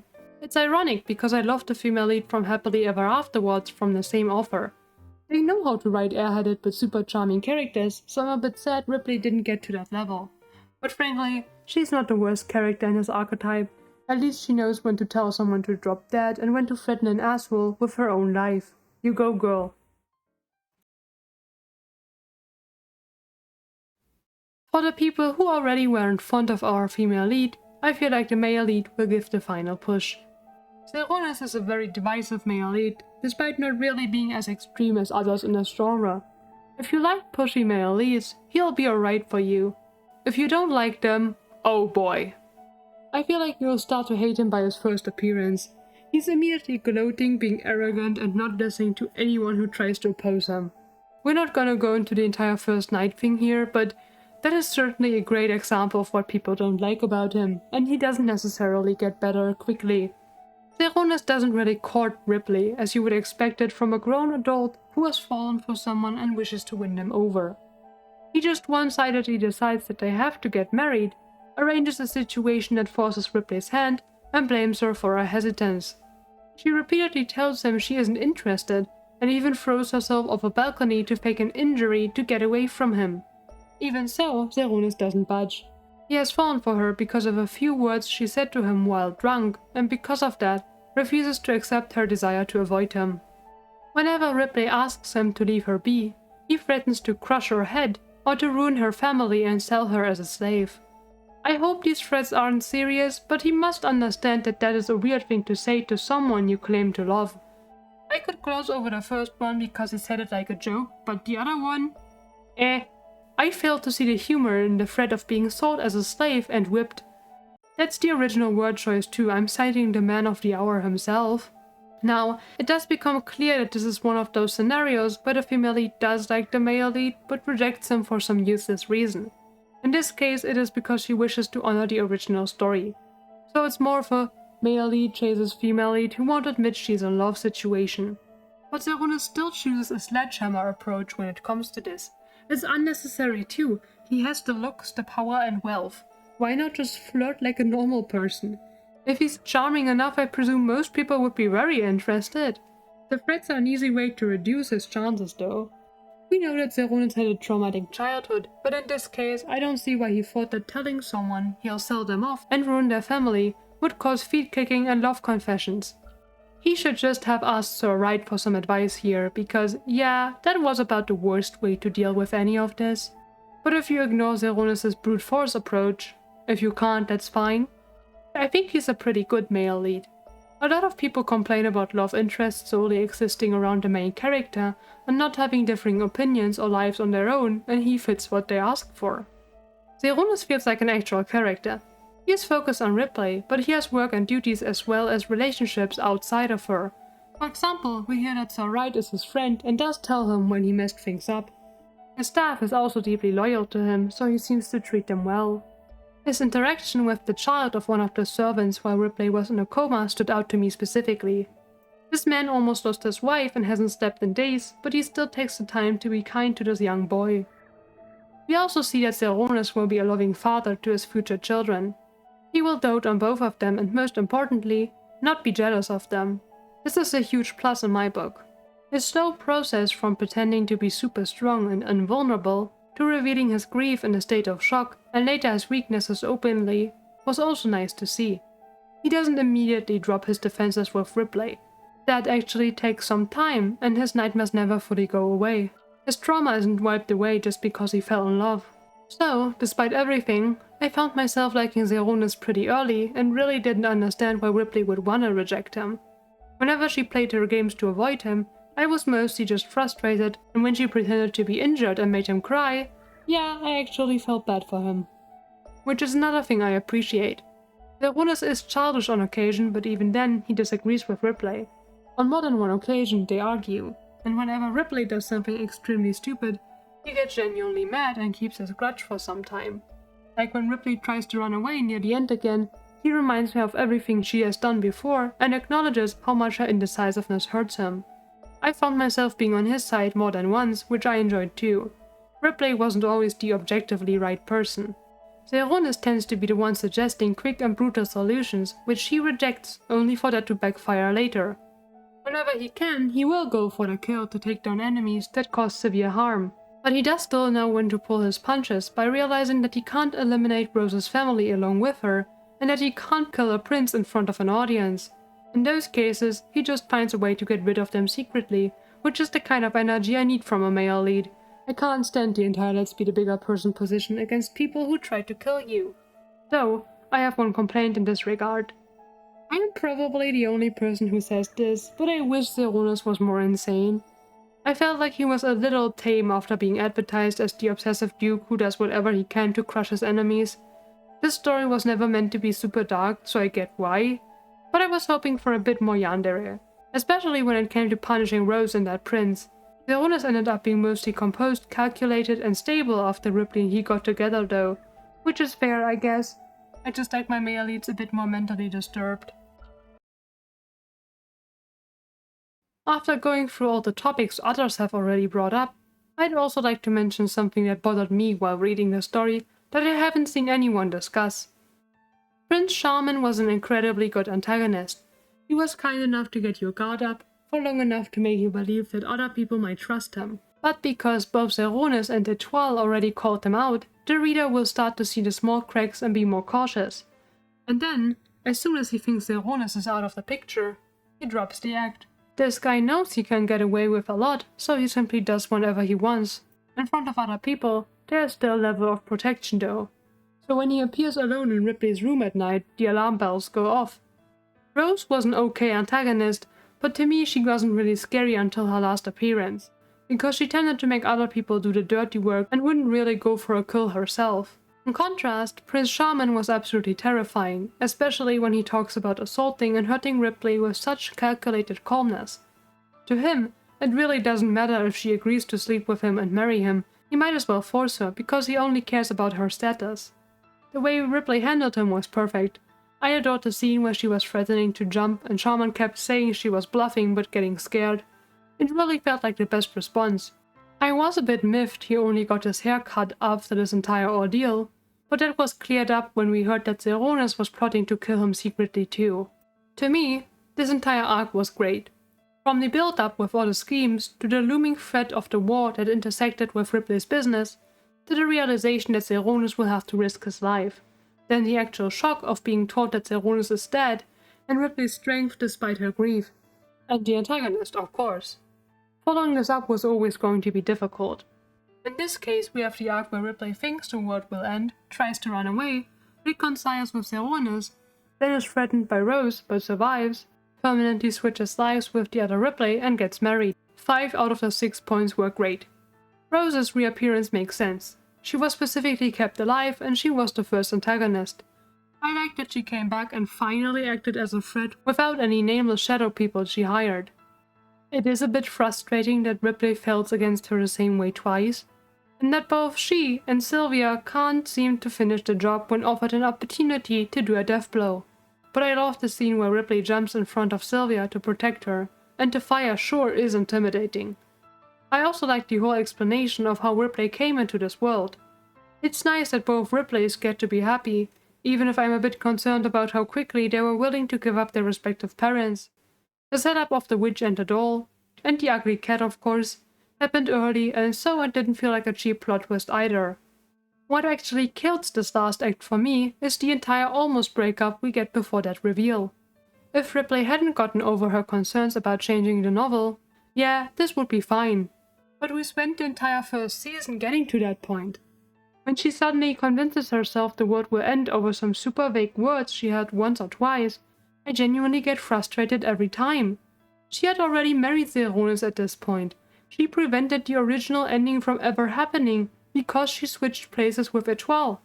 I don't think she has to worry about the ending after the wedding because the wedding in the novel was already a different one. Besides, I want to repeat, she already married Zeronis. They had their wedding. So if this world was going to end after any wedding, it should be doomed already. And if it was going to end after the time frame of the novel is done, it's not like Ripley can change anything about that. Like at the start, her thought process makes little sense to me. Ripley has a reason to get worried about this, sure, but that she tried to avoid her wedding again and run away again was super annoying. We have already seen Ripley lie and hide the truth and run from Zeronis the entire first arc, and now she repeats that pattern. Instead of talking to him directly, she makes him think that she doesn't love him for the dozenth time. He is genuinely devastated and then also has to hear that his reality isn't real while being in that state. This moment couldn't have been more unfitting. Zeronis is a much more devoted person than I am, because I would leave my partner if I caught them packing their bags and trying to run away before our wedding. He proves that once again by only taking a single evening before believing Ripley's insane story and then supporting her however he can. From then on, the two work together pretty well. So really, the only part I hated were those few chapters with Ripley's utter indifference towards her husband's feelings. When I reread the story for this video, I already cringed while approaching the situation because I was so unhappy about it. But while rereading, I also noticed that it's not super long. Ripley starts questioning things at chapter 60, keeps delaying the wedding in chapter 63, and their big argument starts and is resolved in chapter 67. In total, it takes less than 10 chapters. I'm grateful they kept it that short, and I presume most people are fine with it. Personally, I just found my patience slipping. If Ripley had been less frustrating in the beginning, maybe I would have had more left, but who knows. So, at the end of this extensive summary and review, is this manhwa comedic, or does it gloss over abuse? Well, I think the answer depends fully on the reader. It's very clear that the author wrote a rom-com with some occasional, more dangerous threats, but with a focus on humor. They didn't intend for the relationship between Ripley and Zeronis to be smooth sailing, so they made her unnecessarily avoidant and him unnecessarily pushy. The drunk first night just serves as a hook to get a funny scene, reminiscent of the mountain of movies including a "I woke up with a hangover and don't remember what happened last night" scene. Of course, I can't look into the author's head. I saw someone mention that the author specified that everything during the first night was consensual on some social media platform, but I can't confirm that. If anyone finds that post, please let me know. But even without that, I would say with almost complete certainty that the desired reading from the author's perspective was a humorous one. Ripley wakes up after being drunk and apparently seduced the hottest guy around last night. Oh ho! She wants to part ways, and just as she thinks this, Zeronis tells her to absolutely not do such a thing like he was reading her mind. Ah, funny. Now he wants to get married because his first time is sacred? Ah ha ha, look at how confused Ripley is. I really do think they wanted the readers to laugh along and not to question how drunk Ripley was. The changes made in the manhwa made it seem like she was drunker than she was in the novel too, and that made a lot of people uncomfortable. But even if this is the author's reading, every person interacting with the story will take something else away from it. And if you can't stand stories that gloss over dubious consent and make jokes out of the forceful courting of a future romantic partner, knowing what the author intended to write won't help you. It is important to differentiate personal interpretations of works from the original intention, but this doesn't mean that personal interpretations aren't valid. And if you read this manhwa without any context of the novel, and take the given text at face value, yeah, then Ripley was far too drunk to consent, and Zeronis absolutely took advantage of that to pressure her into marriage. Even if she does have a crush on him, that isn't right. It's absolutely fair to drop the story because of that too. And frankly, you should if you are uncomfortable. If you start the story hating Zeronis, every chapter will feel more frustrating than the previous one. You'll just want him gone, and when Ripley starts to fall for him, it won't get better. It will just seem like a victim getting with their abuser. If you do get context from the novel, or focus on the absurd humor of the series more than on the story, you can very much read it without getting that impression though. I think Ripley's relationship with Zeronis is very soft and loving once they do get married. And if you like male leads who are relentless in their pursuit of an airheaded female lead, this will be the definitive work for you to start with. I think the story is very much worth reading if you can stomach the female lead's stupidity in the beginning. I already said it all, but the characters are great.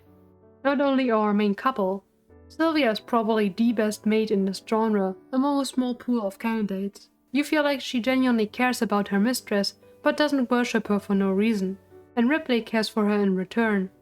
Etoile is a great original heroine, who turns out to be a wonderful friend who also doesn't blindly agree to everything our female lead says. She ends up being the innocent and selfless, but also intelligent lady without becoming an antagonist or being reduced to a footnote. Her romance with Sir Wright was cute, her involvement in Ripley's business was great, and I also liked that Ripley's business, in general, was very important for the story and kept being brought up. This story is one of the few ones where it actually plays a big role. The antagonists, Rose and Prince Charming, weren't super multidimensional, but they were great for their roles. They were all dealt with relatively quickly without dragging their presence out, so I found myself enjoying their appearances as well. And of course, the ending of the story is one of the most cohesive and beautiful ones I have seen. I liked that the story stuck to the original premise, and that the plot twist was implied super early. You never feel like this manhwa is deceiving you about what it's trying to be. Most conflicts make sense, and the author didn't suddenly pull a random switch up out of some hidden drawer. Many otome isekai titles seem to do that, so I'm always glad when it doesn't happen. The ending was satisfying, answered all questions, and gave us some fan service by showing our couple's future children. Nice. So, all in all, a good read if you can stomach some frustrating scenes, or if those things I mentioned don't bother you at all. It's not at all bad enough to warrant questions about why this is being adapted, or why anyone is reading this. And this is all. I'm never sure what to put at the end of these, so here's a hint for the next manhwa I want to cover. I saw someone ask for this one, so I thought it was a good time. That has to be enough. Until then, I wish you the best and hope that your pillow always has your preferred temperature. Feel free to share your thoughts about the story in the comments. See you next time. Bye!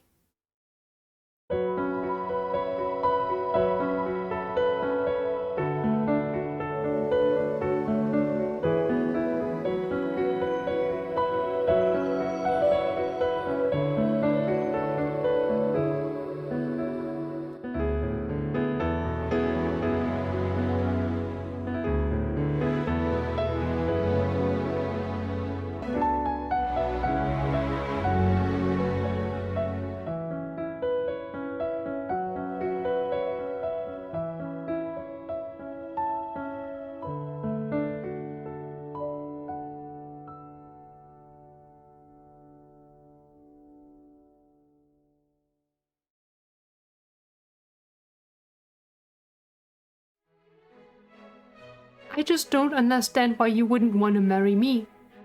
Yeah, I mean, I did threaten to crush your skull and sell you as a slave, but you made me mad first. Really, that was your fault. It was meant to be romantic. It would really just be easier if you finally married me and stopped arguing. It's gonna happen anyway. You have no choice. You are the one who seduced me. You touched my naked hand, so you have to put a ring on it now.